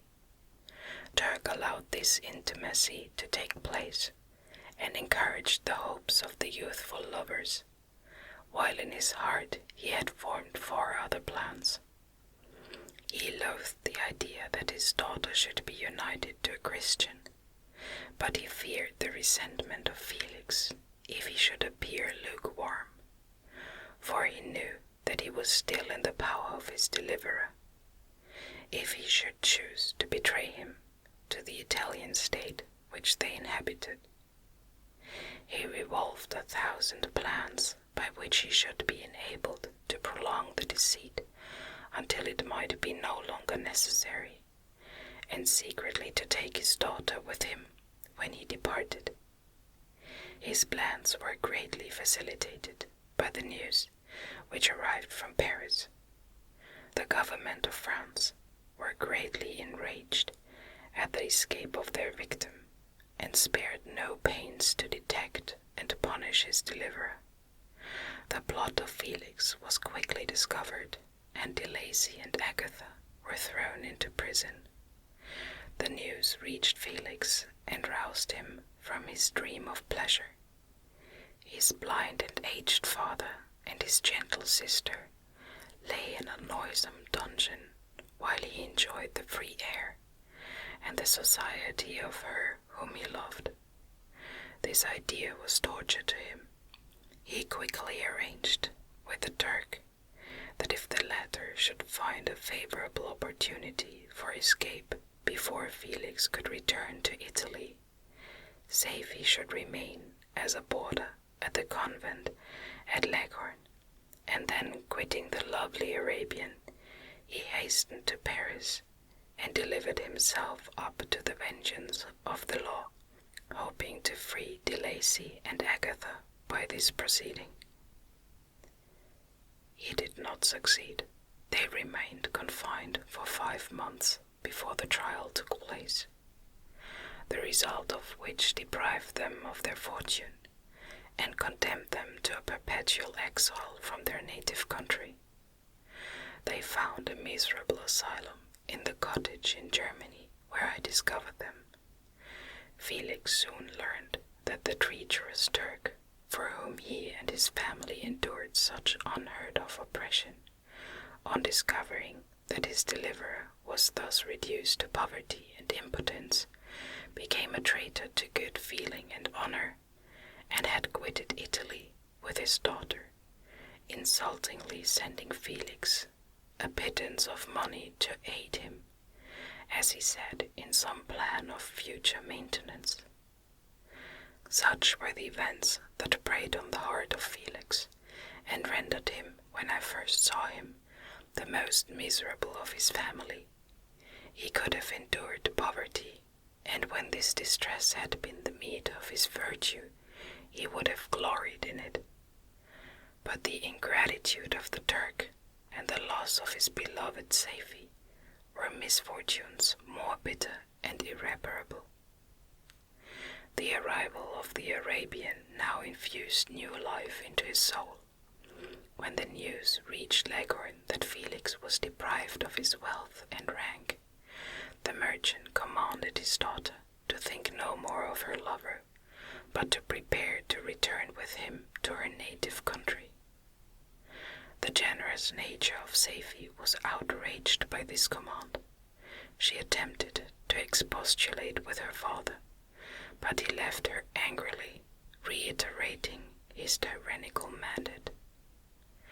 A few days after, the Turk entered his daughter's apartment and told her hastily that he had reason to believe that his residence at Leghorn had been divulged, and that he should speedily be delivered up to the French government. He had consequently hired a vessel to convey him to Constantinople, for which city he should sail in a few hours. He intended to leave his daughter under the care of a confidential servant, to follow at her leisure with the greater part of his property, which had not yet arrived at Leghorn. When alone, Safie resolved in her own mind the plan of conduct that it would become her to pursue in this emergency. Her residence in Turkey was abhorrent to her. Her religion and feelings were alike adverse to it. By some papers of her father's, which fell into her hands, she heard of the exile of her lover, and learned the name of the spot where he then resided. She hesitated some time, but at length she formed her determination. Taking with her some jewels that belonged to her, and a small sum of money, she quitted Italy with an attendant, a native of Leghorn, but who understood the common language of Turkey, and departed for Germany. She arrived in safety at a town about 20 leagues from the cottage of de Lacy, when her attendant fell dangerously ill. Safie nursed her with the most devoted affection, but the poor girl died, and the Arabian was left alone, unacquainted with the language of the country, and utterly ignorant of the customs of the world.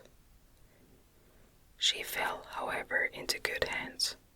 The Italian had mentioned the name of the spot for which they were bound, and after her death, the woman of the house in which they had lived took care that Safie should arrive in safety at the cottage of her lover.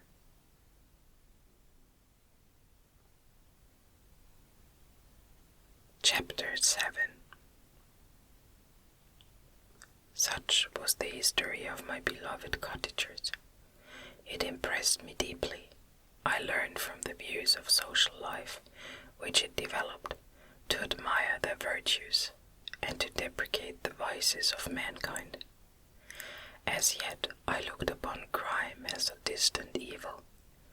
Benevolence and generosity were ever present before me, inciting within me a desire to become an actor in the busy scene where so many admirable qualities were called forth and displayed. But in giving an account of the progress of my intellect, I must not omit a circumstance which occurred in the beginning of the month of August of the same year. One night, during my accustomed visit to the neighboring wood, where I collected my own food and brought home firing for my protectors, I found on the ground a leathern portmanteau containing several articles of dress and some books. I eagerly seized the prize and returned with it to my hovel. Fortunately, the books were written in the language, the elements of which I had acquired at the cottage. They consisted of Paradise Lost, a volume of Plutarch's Lives, and the Sorrows of Werther. The possession of these treasures gave me extreme delight. I now continually studied and exercised my mind upon these histories, whilst my friends were employed in their ordinary occupations. I can hardly describe to you the effect of these books.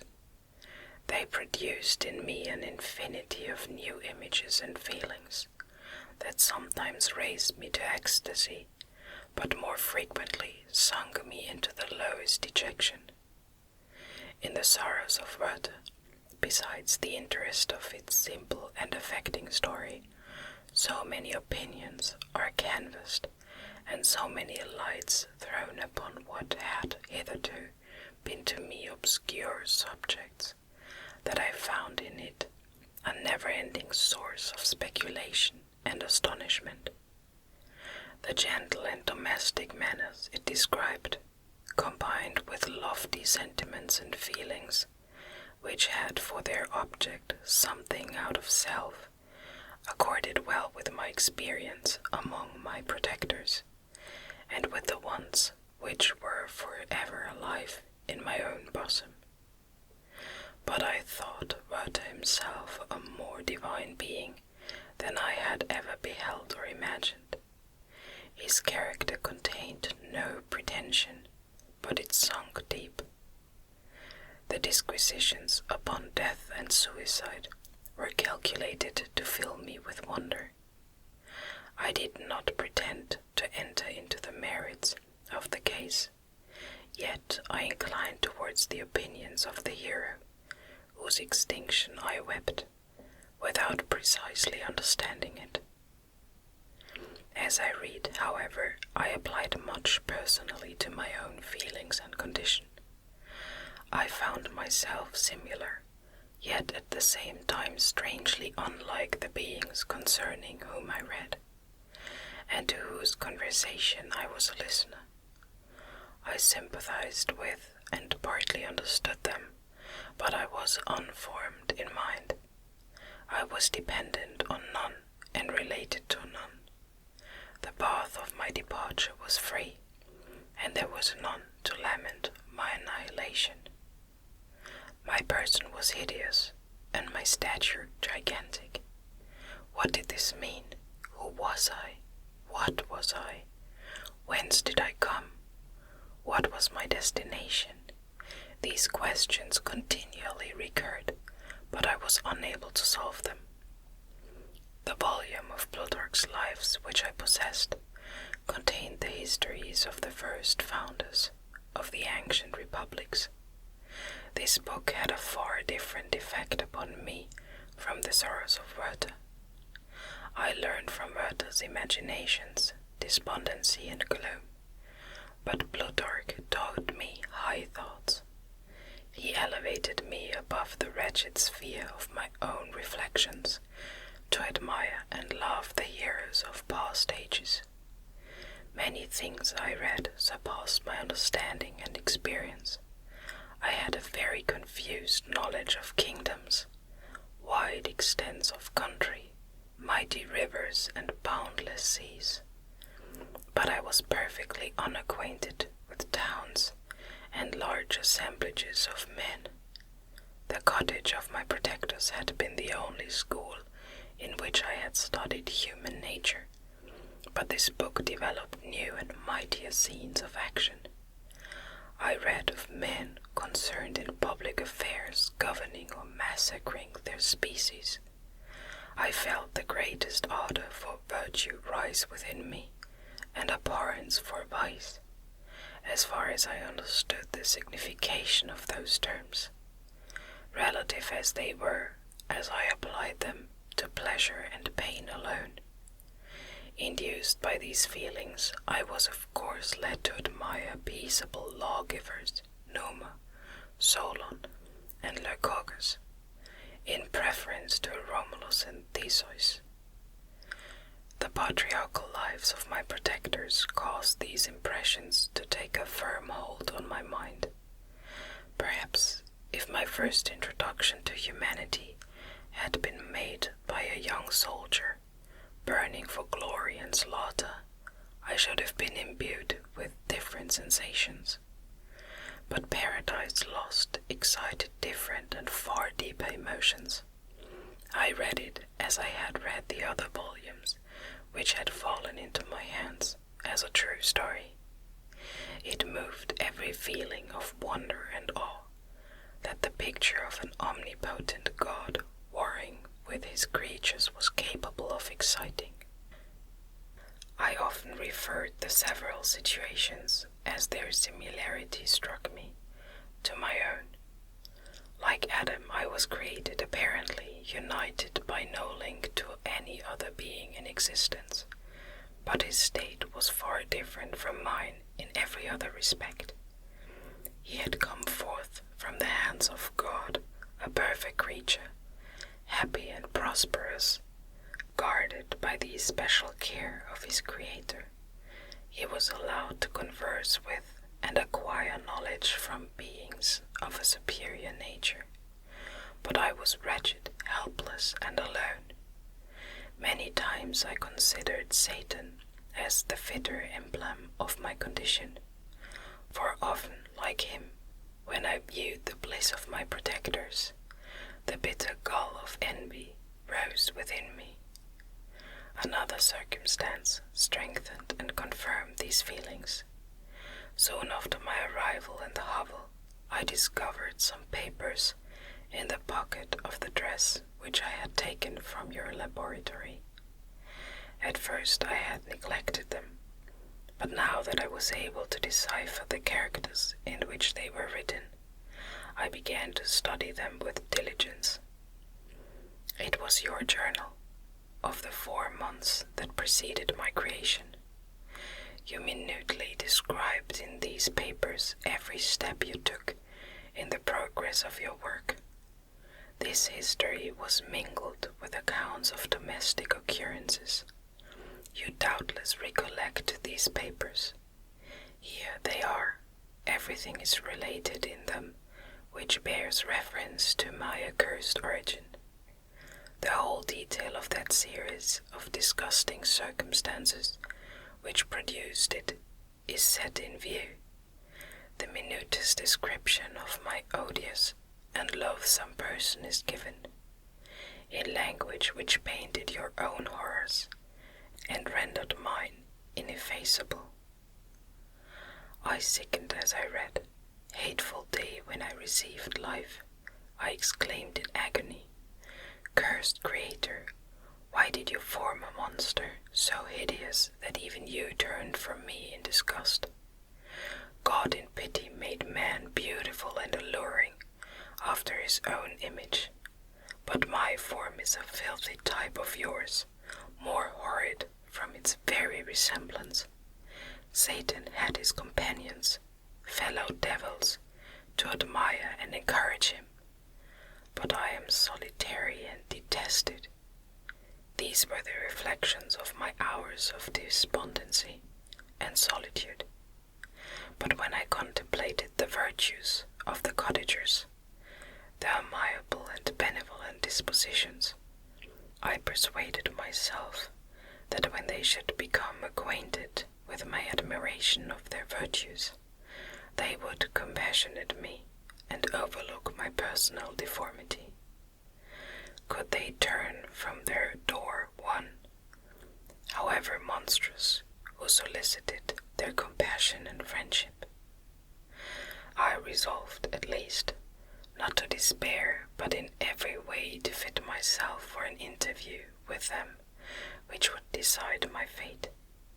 I postponed this attempt for some months longer, for the importance attached to its success inspired me with a dread lest I should fail. Besides, I found that my understanding improved so much with every day's experience that I was unwilling to commence this undertaking until a few more months should have added to my wisdom. Several changes in the meantime took place in the cottage. The presence of Safie diffused happiness among its inhabitants, and I also found that a greater degree of plenty reigned there. Felix and Agatha spent more time in amusement and conversation, and were assisted in their labors by servants. They did not appear rich, but they were contented and happy. Their feelings were serene and peaceful, while mine became every day more tumultuous. Increase of knowledge only discovered to me more clearly what a wretched outcast I was. I cherished hope, it is true, but it vanished when I beheld my person reflected in water, or my shadow in the moonshine, even as that frail image and that inconstant shade. I endeavored to crush these fears and to fortify myself for the trial which in a few months I resolved to undergo. And sometimes I allowed my thoughts, unchecked by reason, to ramble in the fields of paradise, and dared to fancy amiable and lovely creatures sympathizing with my feelings and cheering my gloom. Their angelic countenances breathed smiles of consolation. But it was all a dream. No Eve soothed my sorrows or shared my thoughts. I was alone. I remembered Adam's supplication to his Creator, but where was mine? He had abandoned me, and in the bitterness of my heart I cursed him. Autumn passed thus. I saw, with surprise and grief, the leaves decay and fall, and nature again assumed the barren and bleak appearance it had worn when I first beheld the woods and the lovely moon. Yet I did not heed the bleakness of the weather. I was better fitted by my conformation for the endurance of cold than heat. But my chief delights were the sight of the flowers, the birds, and all the gay apparel of summer. When those deserted me, I turned with more attention towards the cottagers. Their happiness was not decreased by the absence of summer. They loved and sympathized with one another, and their joys, depending on each other, were not interrupted by the casualties that took place around them. The more I saw of them, the greater became my desire to claim their protection and kindness. My heart yearned to be known and loved by these amiable creatures, to see their sweet looks turned towards me with affection was the utmost limit of my ambition. I dared not think that they would turn them from me with disdain and horror. The poor that stopped at their door were never driven away. I asked, it is true, for greater treasures than a little food or rest. I required kindness and sympathy, but I did not believe myself utterly unworthy of it. The winter advanced, and an entire revolution of the season had taken place since I awoke into life. My attention at this time was solely directed towards my plan of introducing myself into the cottage of my protectors. I revolved many projects, but that on which I finally fixed was to enter the dwelling when the blind old man should be alone. I had sagacity enough to discover that the unnatural hideousness of my person was the chief object of horror with those who had formerly beheld me. My voice, although harsh, had nothing terrible in it. I thought, therefore, that if, in the absence of his children, I could gain the goodwill and mediation of the old de Lacy, I might by his means be tolerated by my younger protectors. One day, when the sun shone on the red leaves that strewed the ground, and diffused cheerfulness, although it denied warmth, Safie, Agatha, and Felix departed on a long country walk, and the old man, at his own desire, was left alone in the cottage. When his children had departed, he took up his guitar and played several mournful but sweet airs, more sweet and mournful than I had ever heard him play before. At first his countenance was illuminated with pleasure, but as he continued, thoughtfulness and sadness succeeded. At length, laying aside the instrument, he sat absorbed in reflection. My heart beat quick. This was the hour and moment of trial, which would decide my hopes, or realize my fears. The servants were gone to a neighboring fair. All was silent in and around the cottage. It was an excellent opportunity, yet when I proceeded to execute my plan, my limbs failed me, and I sunk to the ground. Again I rose, and, exerting all the firmness of which I was master, removed the planks which I had placed before my hovel to conceal my retreat. The fresh air revived me, and, with renewed determination, I approached the door of their cottage. I knocked. "Who is there?" said the old man. "Come in." I entered. "Pardon this intrusion," said I. "I am a traveler in want of a little rest. You would greatly oblige me if you would allow me to remain a few minutes before the fire." "Enter," said de Lacy, "and I will try in what manner I can relieve your wants. But unfortunately my children are from home, and as I am blind, I am afraid I shall find it difficult to procure food for you." "Do not trouble yourself, my kind host. I have food.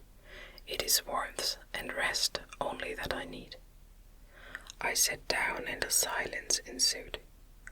I knew that every minute was precious to me, yet I remained irresolute in what manner to commence the interview, when the old man addressed me. "By your language, stranger, I suppose you are my countrymen. Are you French?" "No, but I was educated by a French family and understand that language only. I am now going to claim the protection of some friends whom I sincerely love and of whose favor I have some hopes. Are these Germans? No, they are French. But let us change the subject. I am an unfortunate and deserted creature. I look around and I have no relation or friend upon earth. These amiable people to whom I go have never seen me, and know little of me. I am full of fears, for if I fail there, I am an outcast in the world forever. Do not despair. To be friendless is indeed to be unfortunate, but the hearts of men, when unprejudiced by any obvious self-interest, are full of brotherly love and charity. Rely therefore on your hopes, and if these friends are good and amiable, do not despair. They are kind, they are the most excellent creatures in the world, but unfortunately they are prejudiced against me. I have good dispositions, my life has been hitherto harmless, and in some degree beneficial, but a fatal prejudice clouds their eyes, and where they ought to see a feeling and kind friend, they behold only a detestable monster. That is indeed unfortunate, but if you are really blameless, can you not undeceive them? I am about to undertake that task, and it is on that account that I feel so many overwhelming terrors. I tenderly love these friends. I have, unknown to them, been for many months in the habit of daily kindness toward them, but they believe that I wish to injure them, and it is that prejudice which I wish to overcome. Where do these friends reside? Near this spot. The old man paused and then continued, If you will unreservedly confide to me the particulars of your tale, I perhaps may be of use in undeceiving them. I am blind and cannot judge of your countenance, but there is something in your words which persuades me that you are sincere. I am poor and an exile, but it will afford me true pleasure to be in any way serviceable to a human creature. Excellent man, I thank you, and accept your generous offer. You raise me from the dust by this kindness, and I trust that by your aid I shall not be driven from the society and sympathy of your fellow creatures. Heaven forbid, even if you were really criminal, for that can only drive you to desperation and not instigate you to virtue. I also am unfortunate. I and my family have been condemned, although innocent. Judge, therefore, if I do not feel for your misfortunes. How can I thank you, my best and only benefactor? From your lips first have I heard the voice of kindness directed towards me. I shall be forever grateful, and your present humanity assures me of success with those friends whom I am on the point of meeting. May I know the names and residence of those friends? I paused. This, I thought, was the moment of decision, which was to rob me of or bestow happiness on me forever. I struggled vainly for firmness sufficient to answer him, but the effort destroyed all my remaining strength. I sank on the chair and sobbed aloud. At that moment I heard the steps of my younger protectors. I had not a moment to lose, but, seizing the hand of the old man, I cried, Now is the time, save and protect me. You and your family are the friends whom I seek. Do not you desert me in the hour of trial. Great God, exclaimed the old man, who are you? At that instant the cottage door was opened, and Felix, Safie, and Agatha entered. Who can describe their horror and consternation on beholding me?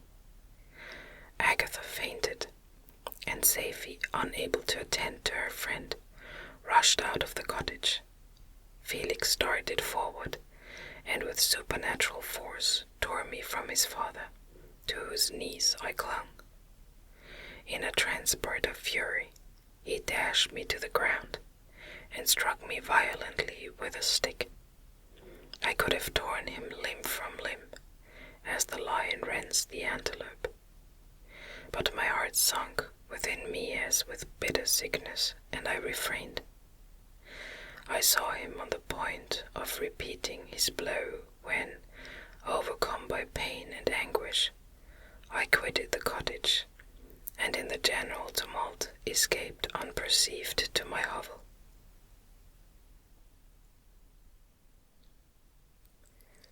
Chapter 8. Cursed, cursed creator, why did I live? Why, in that instant, did I not extinguish the spark of existence which you had so wantonly bestowed? I know not. Despair had not yet taken possession of me. My feelings were those of rage and revenge. I could with pleasure have destroyed the cottage and its inhabitants, and have glutted myself with their shrieks and misery. When night came, I quitted my retreat, and wandered in the wood, and now, no longer restrained by the fear of discovery, I gave vent to my anguish in fearful howlings. I was like a wild beast that had broken the toils, destroying the objects that obstructed me, and ranging through the wood with a stag-like swiftness. Oh, what a miserable night I passed! The cold stars shone in mockery, and the bare trees waved their branches above me. Now and then the sweet voice of a bird burst forth amidst the universal stillness. All, save I, were at rest or in enjoyment. I, like the arch-fiend, bore a hell within me, and, finding myself unsympathized with, wished to tear up the trees, spread havoc and destruction around me, and then to have sat down and enjoyed the ruin. But this was a luxury of sensation that could not endure. I became fatigued with excess of bodily exertion, and sank on the damp grass in the sick impotence of despair. There was none among the myriads of men that existed who would pity or assist me. And should I feel kindness toward my enemies? No. From that moment I declared everlasting war against the species, and more than all, against him who had formed me and sent me forth to this insupportable misery. The sun rose, I heard the voices of men, and knew that it was impossible to return to my retreat during that day. Accordingly I hid myself in some thick underwood, determining to devote the ensuing hours to reflection on my situation. The pleasant sunshine and the pure air of day restored me to some degree of tranquillity, and when I considered what had passed at the cottage, I could not help believing that I had been too hasty in my conclusions. I had certainly acted imprudently. It was apparent that my conversation had interested the father in my behalf, and I was a fool in having exposed my person to the horror of his children. I ought to have familiarized the old Lacy to me, and by degrees have discovered myself to the rest of his family, when they should have been prepared for my approach. But I did not believe my errors to be irretrievable, and after much consideration I resolved to return to the cottage, seek the old man, and, by my representations, win him to my party. These thoughts calmed me, and in the afternoon I sank into a profound sleep, but the fever of my blood did not allow me to be visited by peaceful dreams. The horrible scene of the preceding day was forever acting before my eyes. The females were flying, and the enraged Felix tearing me from his father's feet. I awoke exhausted, and finding that it was already night, I crept forth from my hiding place and went in search of food. When my hunger was appeased, I directed my steps towards the well-known path that conducted to the cottage. All there was at peace. I crept into my hovel and remained in silent expectation of the accustomed hour when the family arose. That hour passed, the sun mounted high in the heavens, but the cottagers did not appear. I trembled violently, apprehending some dreadful misfortune.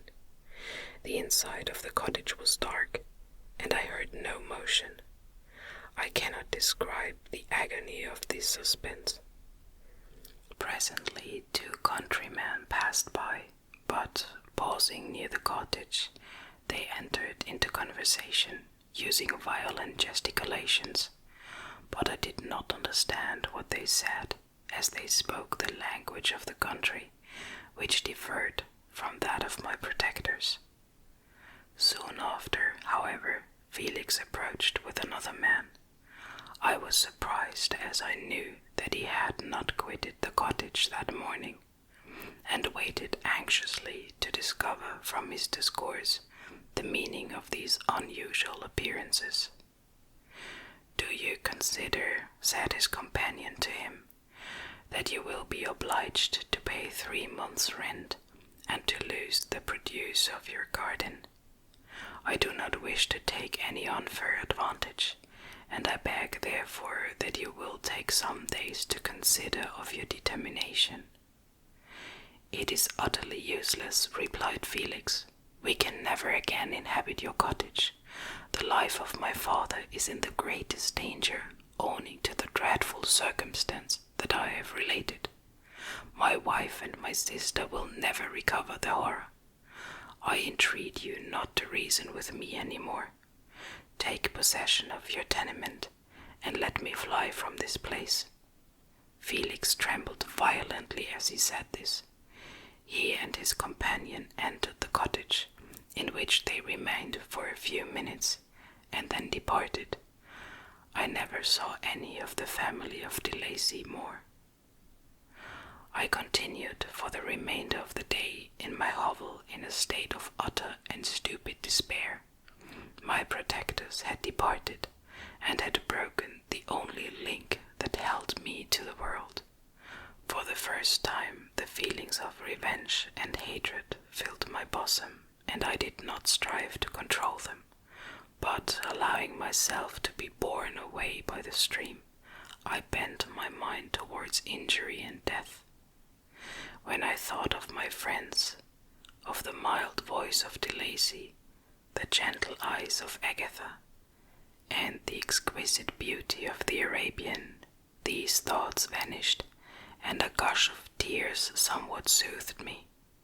But again, when I reflected that they had spurned and had deserted me, anger returned, a rage of anger, and, unable to injure anything human, I turned my fury towards inanimate objects. As night advanced, I placed a variety of combustibles around the cottage, and, after having destroyed every vestige of cultivation in the garden, I waited with forced impatience until the moon had sunk to commence my operations.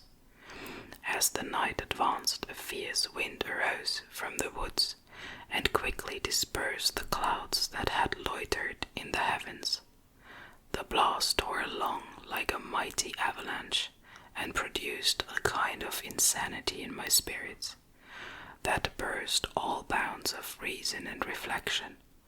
I enlightened the dry branch of a tree, and danced with fury around the devoted cottage, my eyes still fixed on the western horizon, the edge of which the moon nearly touched. A part of its orb was at length hid, and I waved my brand. It sunk, and with a loud scream I fired the straw and heath and bushes which I had collected. The wind fanned the fire, and the cottage was quickly enveloped by the flames, which clung to it and licked it with their fork in destroying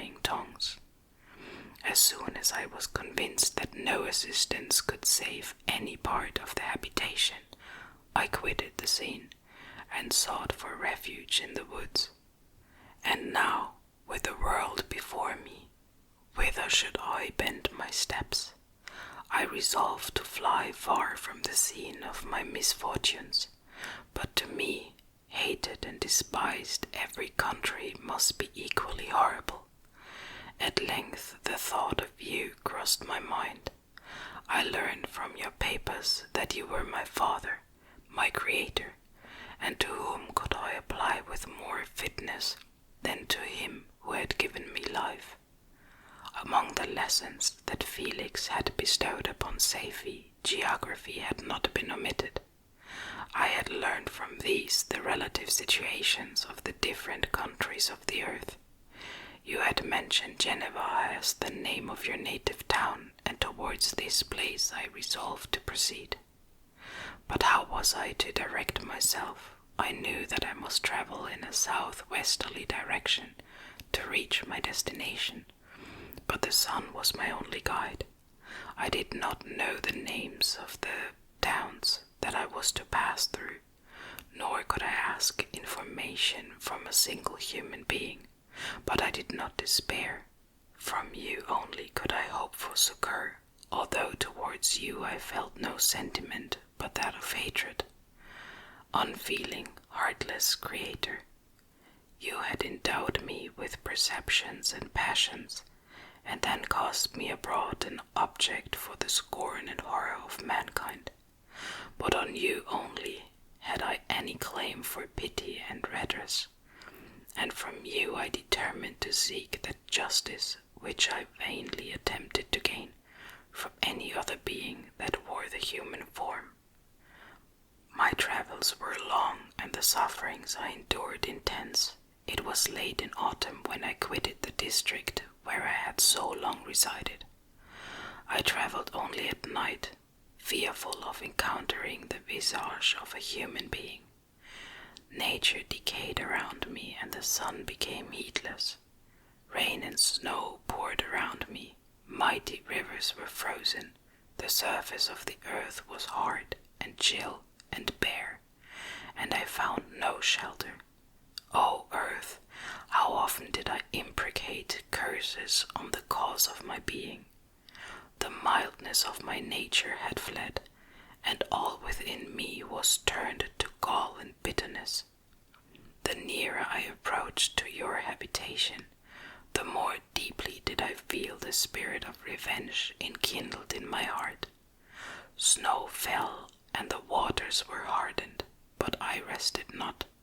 A few incidents now and then directed me, and I possessed a map of the country, but I often wandered wide from my path.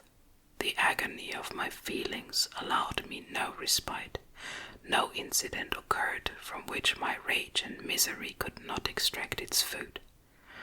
But a circumstance that happened when I arrived on the confines of Switzerland, when the sun had recovered its warmth, and the earth again began to look green, confirmed in an especial manner the bitterness and horror of my feelings. I generally rested during the day, and traveled only when I was secured by night from the view of man. One morning, however, finding that my path lay through a deep wood, I ventured to continue my journey after the sun had risen. The day, which was one of the first of spring, cheered even me by the loveliness of its sunshine and the balminess of the air. I felt emotions of gentleness and pleasure that had long appeared dead revive within me. Half surprised by the novelty of these sensations, I allowed myself to be borne away by them, and forgetting my solitude and deformity, dared to be happy. Soft tears again bedewed my cheeks, and I even raised my humid eyes with thankfulness towards the blessed sun which bestowed such joy upon me. I continued to wind among the paths of the wood until I came to its boundary, which was skirted by a deep and rapid river, into which many of the trees bent their branches, now budding with the fresh spring. Here I paused, not exactly knowing what path to pursue, when I heard the sound of voices. That induced me to conceal myself under the shade of a cypress. I was scarcely hit when a young girl came running towards the spot where I was concealed, laughing as if she ran from someone in sport. She continued her course along the precipitous sides of the river, when suddenly her foot slipped and she fell into the rapid stream. I rushed from my hiding place and, with extreme labor from the force of the current, saved her and dragged her to shore. She was senseless, and I endeavored by every means in my power to restore animation, when I was suddenly interrupted by the approach of a rustic, who was probably the person from whom she had playfully fled. On seeing me, he darted towards me, and tearing the girl from my arms, hastened towards the deeper parts of the wood. I followed speedily, I hardly knew why, but when the man saw me draw near, he aimed a gun which he carried at my body and fired. I sunk to the ground, and my injurer, with increased swiftness, escaped into the wood. This was then the reward of my benevolence. I had saved a human being from destruction, and as a recompense I now writhed under the miserable pain of a wound, which shattered the flesh and bone. The feelings of kindness and gentleness which I had entertained but a few moments before gave place to hellish rage and gnashing of teeth. Inflamed by pain, I vowed eternal hatred and vengeance to all mankind. But the agony of my wound overcame me. My pulses paused, and I fainted. For some weeks I led a miserable life in the woods, endeavoring to cure the wound which I had received. The ball had entered my shoulder, and I knew not whether it had remained there or passed through. At any rate, I had no means of extracting it. My sufferings were augmented also by the oppressive sense of the injustice and ingratitude of their infliction. My daily vows rose for revenge, a deep and deadly revenge, such as would alone compensate for the outrages and anguish I had endured. After some weeks my wound healed, and I continued my journey. The labors I endured were no longer to be alleviated by the bright sun or gentle breezes of spring. All joy was but a mockery which insulted my desolate state, and made me feel more painfully that I was not made for the enjoyment of pleasure. But my toils now drew near a close, and 2 months from this time I reached the environments of Geneva. It was evening when I arrived, and I retired to a hiding place among the fields that surrounded it, to meditate in what manner I should apply to you. I was oppressed by fatigue and hunger, and far too unhappy to enjoy the gentle breezes of evening, or the prospect of the sun setting behind the stupendous mountains of Jura. At this time a slight sleep relieved me from the pain of reflection, which was disturbed by the approach of a beautiful child, who came running into the recess I had chosen with all the sportiveness of infancy. Suddenly, as I gazed on him, an idea seized me, that this little creature was unprejudiced, and had lived too short a time to have imbibed the horror of deformity. If, therefore, I could seize him and educate him as my companion and friend, I should not be so desolate in this peopled earth. Urged by this impulse, I seized on the boy as he passed, and drew him towards me. As soon as he beheld my form, he placed his hands before his eyes and uttered a shrill scream. I drew his hands forcibly from his face and said, "Child, what is the meaning of this? I do not intend to hurt you. Listen to me." He struggled violently. "Let me go," he cried. "Monster, You wish to eat me and tear me to pieces. You're an ogre. Let me go or I will tell my papa. Boy, you will never see your father again. You must come with me. Hideous monster, let me go. My papa is a syndic. He is Mr. Frankenstein. He would punish you. You dare not keep me. Frankenstein, you belong then to my enemy, to him towards whom I have sworn eternal revenge. You shall be my first victim. The child still struggled and loaded me with epithets which carried despair to my heart. I grasped his throat to silence him, and in a moment he lay dead at my feet. I gazed on my victim, and my heart swelled with exultation and hellish triumph. Clapping my hands, I exclaimed, I too can create desolation. My enemy is not impregnable. This death will carry despair to him, and 1,000 other miseries shall torment and destroy him. As I fixed my eyes on the child, I saw something glittering on his breast. I took it. It was a portrait of a most lovely woman. In spite of my malignity, it softened and attracted me.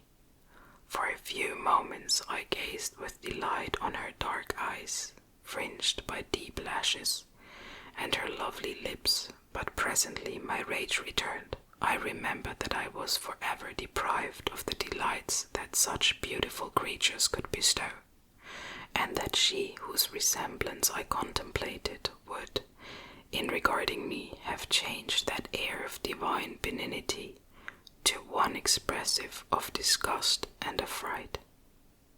Can you wonder that such thoughts transported me with rage? I only wonder that at that moment, instead of venting my sensations in exclamations and agony, I did not rush among mankind and perish in the attempt to destroy them. While I was overcome by these feelings, I left the spot where I had committed the murder, and was seeking a more secluded hiding place when I perceived a woman passing near me. She was young, not indeed so beautiful as her whose portrait I held, but of an agreeable aspect and blooming in the loveliness of youth and health. Here, I thought, is one of those whose smiles are bestowed on all but me. She shall not escape, thanks to the lessons of Felix and the sanguinary laws of man. I have learned how to work mischief. I approached her unperceived and placed the portrait securely in one of the folds of her dress. For some days I haunted the spot where these scenes had taken place, sometimes wishing to see you, sometimes resolved to quit the world and its miseries forever. At length I wandered towards these mountains and have ranged through their immense recesses, consumed by a burning passion which you alone can gratify. We may not part until you have promised to comply with my requisition. I am alone and miserable. Man will not associate with me, but one as deformed and horrible as myself would not deny herself to me. My companion must be of the same species and have the same defects. This being you must create.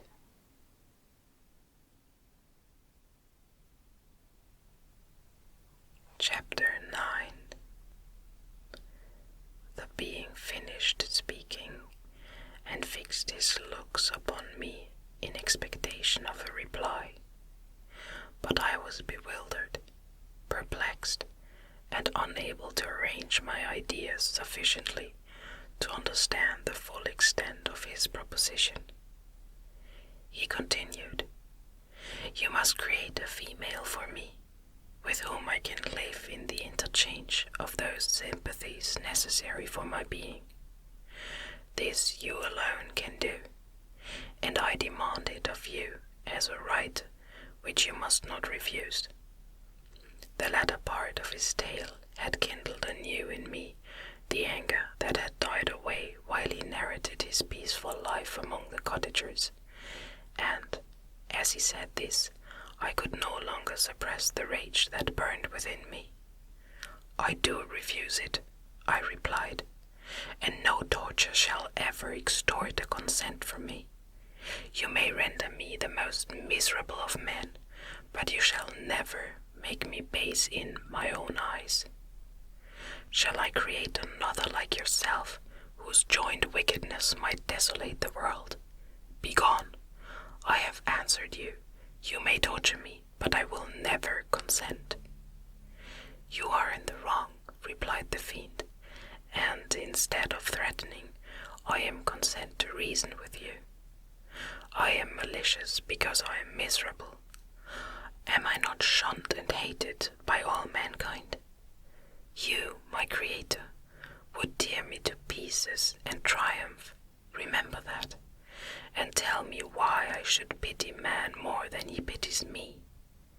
You would not call it murder if you could precipitate me into one of those ice rifts and destroy my frame, the work of your own hands. Shall I respect man when he condemns me? Let him live with me in the interchange of kindness, and instead of injury, I would bestow every benefit upon him with tears of gratitude at his acceptance. But that cannot be. The human senses are insurmountable barriers to our union. Yet mine shall not be the submission of abject slavery. I will revenge my injuries.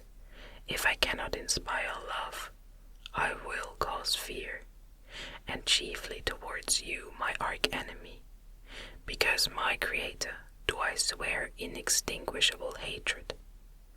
Have a care. I will work at your destruction, nor finish until I desolate your heart, so that you curse the hour of your birth." A fiendish rage animated him as he said this. His face was wrinkled into contortions too horrible for human eyes to behold, but presently he calmed himself and proceeded. "I intended to reason.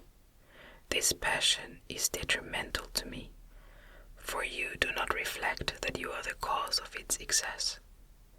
If any being felt emotions of benevolence towards me, I should return them 100 and 100-fold. For that one creature's sake, I would make peace with the whole kind. But I now indulge in dreams of bliss that cannot be realized. What I ask of you is reasonable and moderate. I demand a creature of another sex, but as hideous as myself. The gratification is small, but it is all that I can receive, and it shall content me. It is true we shall be monsters, cut off from all the world, but on that account we shall be more attached to one another. Our lives will not be happy, but they will be harmless, and free from the misery I now feel. Oh, my Creator, make me happy. Let me feel gratitude towards you for one benefit. Let me see that I excite the sympathy of one existing thing.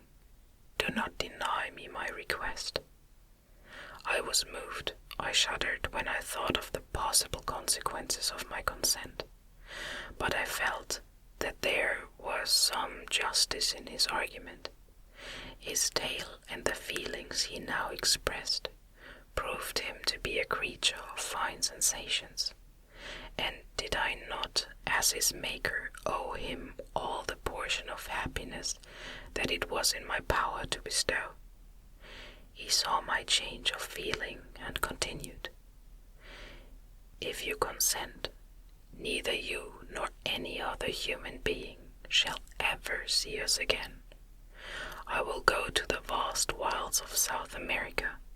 My food is not that of man. I do not destroy the lamb and the kid to glut my appetite. Acorns and berries afford me sufficient nourishment. My companion will be of the same nature as myself, and will be content with the same fare. We shall make our bed of dried leaves. The sun will shine on us as on man, and will ripen our food. The picture I present to you is peaceful and human, and you must feel that you could deny it only in the wantonness of power and cruelty. Pitiless as you have been towards me, I now see compassion in your eyes. Let me seize the favorable moment and persuade you to promise what I so ardently desire. You propose, replied I, to fly from the habitations of man, to dwell in those wilds where the beasts of the field will be your only companions. How can you, who long for the love and sympathy of men, persevere in this exile? You will return and again seek their kindness, and you will meet with their detestation. Your evil passions will be renewed, and you will then have a companion to aid you in the task of destruction. This may not be. Cease to argue the point, for I cannot consent. How inconsistent are your feelings! But a moment ago you were moved by my representations, and why do you again harden yourself to my complaints? I swear to you, by the earth which I inhabit, and by you that made me, that with the companion you bestow, I will quit the neighborhood of man, and dwell, as it may chance, in the most savage of places. My evil passions will have fled, for I shall meet with sympathy. My life will flow quietly away, and in my dying moments I shall not curse my Maker. His words had a strange effect upon me. I compassionated him, and sometimes felt a wish to console him. But when I looked upon him, when I saw the filthy mass that moved and talked, my heart sickened, and my feelings were altered to those of horror and hatred. I tried to stifle these sensations. I thought that, as I could not sympathize with him, I had no right to withhold from him the small portion of happiness which was yet in my power to bestow. You swear, I said, to be harmless, but have you not already shewn a degree of malice that should reasonably make me distrust you? May not even this be a feint that will increase your triumph by affording a wider scope for your revenge? How is this? I thought I had moved your compassion, and yet you still refuse to bestow on me the only benefit that can soften my heart and render me harmless. If I have no ties and no affections, hatred and vice must be my portion. The love of another will destroy the cause of my crimes, and I shall become a thing of whose existence everyone will be ignorant. My vices are the children of a forced solitude that I abhor, and my virtues will necessarily arise when I live in communion with an equal. I shall feel the affections of a sensitive being and become linked to the chain of existence and events from which I am now excluded. I paused some time to reflect on all he had related, and the various arguments which he had employed. I thought of the promise of virtues which he had displayed on the opening of his existence, and the subsequent blight of all kindly feeling by the loathing and scorn which his protectors had manifested towards him. His power and threats were not omitted in my calculations. A creature who could exist in the ice caves of the glaciers, and hide himself from pursuit among the ridges of inaccessible precipices, was a being possessing faculties it would be vain to cope with.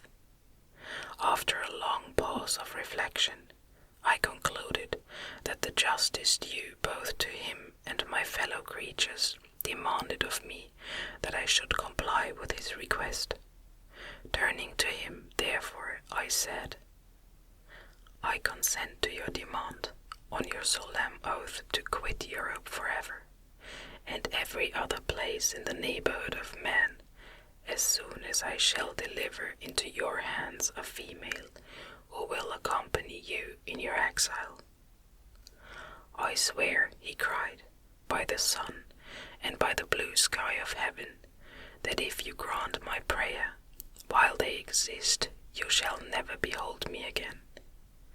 Depart to your home and commence your labors. I shall watch their progress with unutterable anxiety, and fear not but that when you are ready I shall appear. Saying this, he suddenly quitted me, fearful, perhaps, of any change in my sentiments. I saw him descend the mountain with greater speed than the flight of an eagle, and quickly lost him among the undulations of the sea of ice. His tail had occupied the whole day, and the sun was upon the verge of the horizon when he departed. I knew that I ought to hasten my descent towards the valley, as I should soon be encompassed in darkness, but my heart was heavy and my steps slow.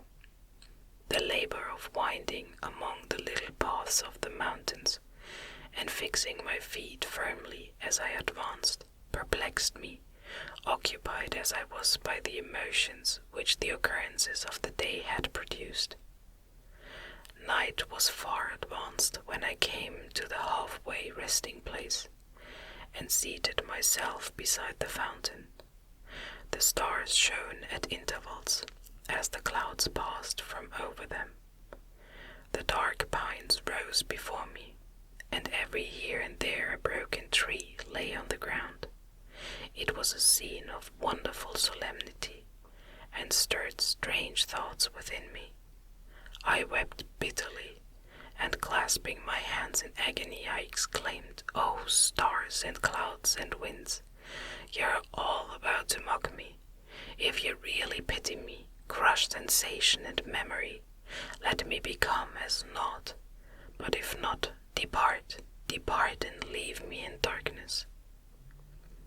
These were wild and miserable thoughts, but I cannot describe to you how the eternal twinkling of the stars weighed upon me, and how I listened to every blast of wind as if it were a dull, ugly siroc on its way to consume me. Morning dawned before I arrived at the village of Chamonix, but my presence, so haggard and strange, hardly calmed the fears of my family, who had waited the whole night in anxious expectation of my return. The following day we returned to Geneva. The intention of my father in coming had been to divert my mind, and to restore me to my lost tranquillity.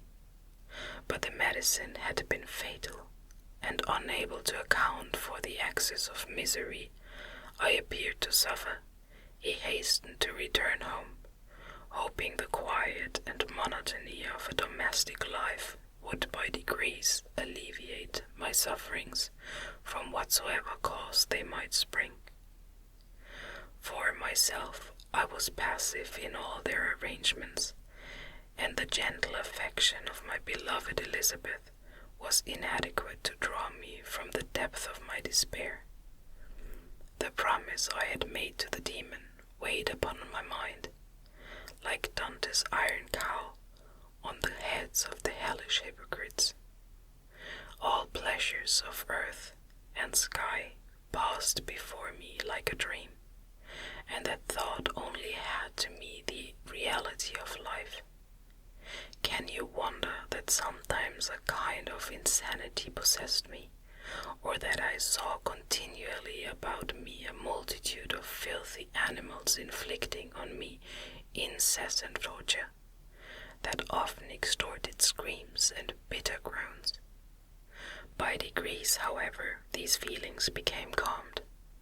I entered again into the everyday scene of life, if not with interest, at least with some degree of tranquillity.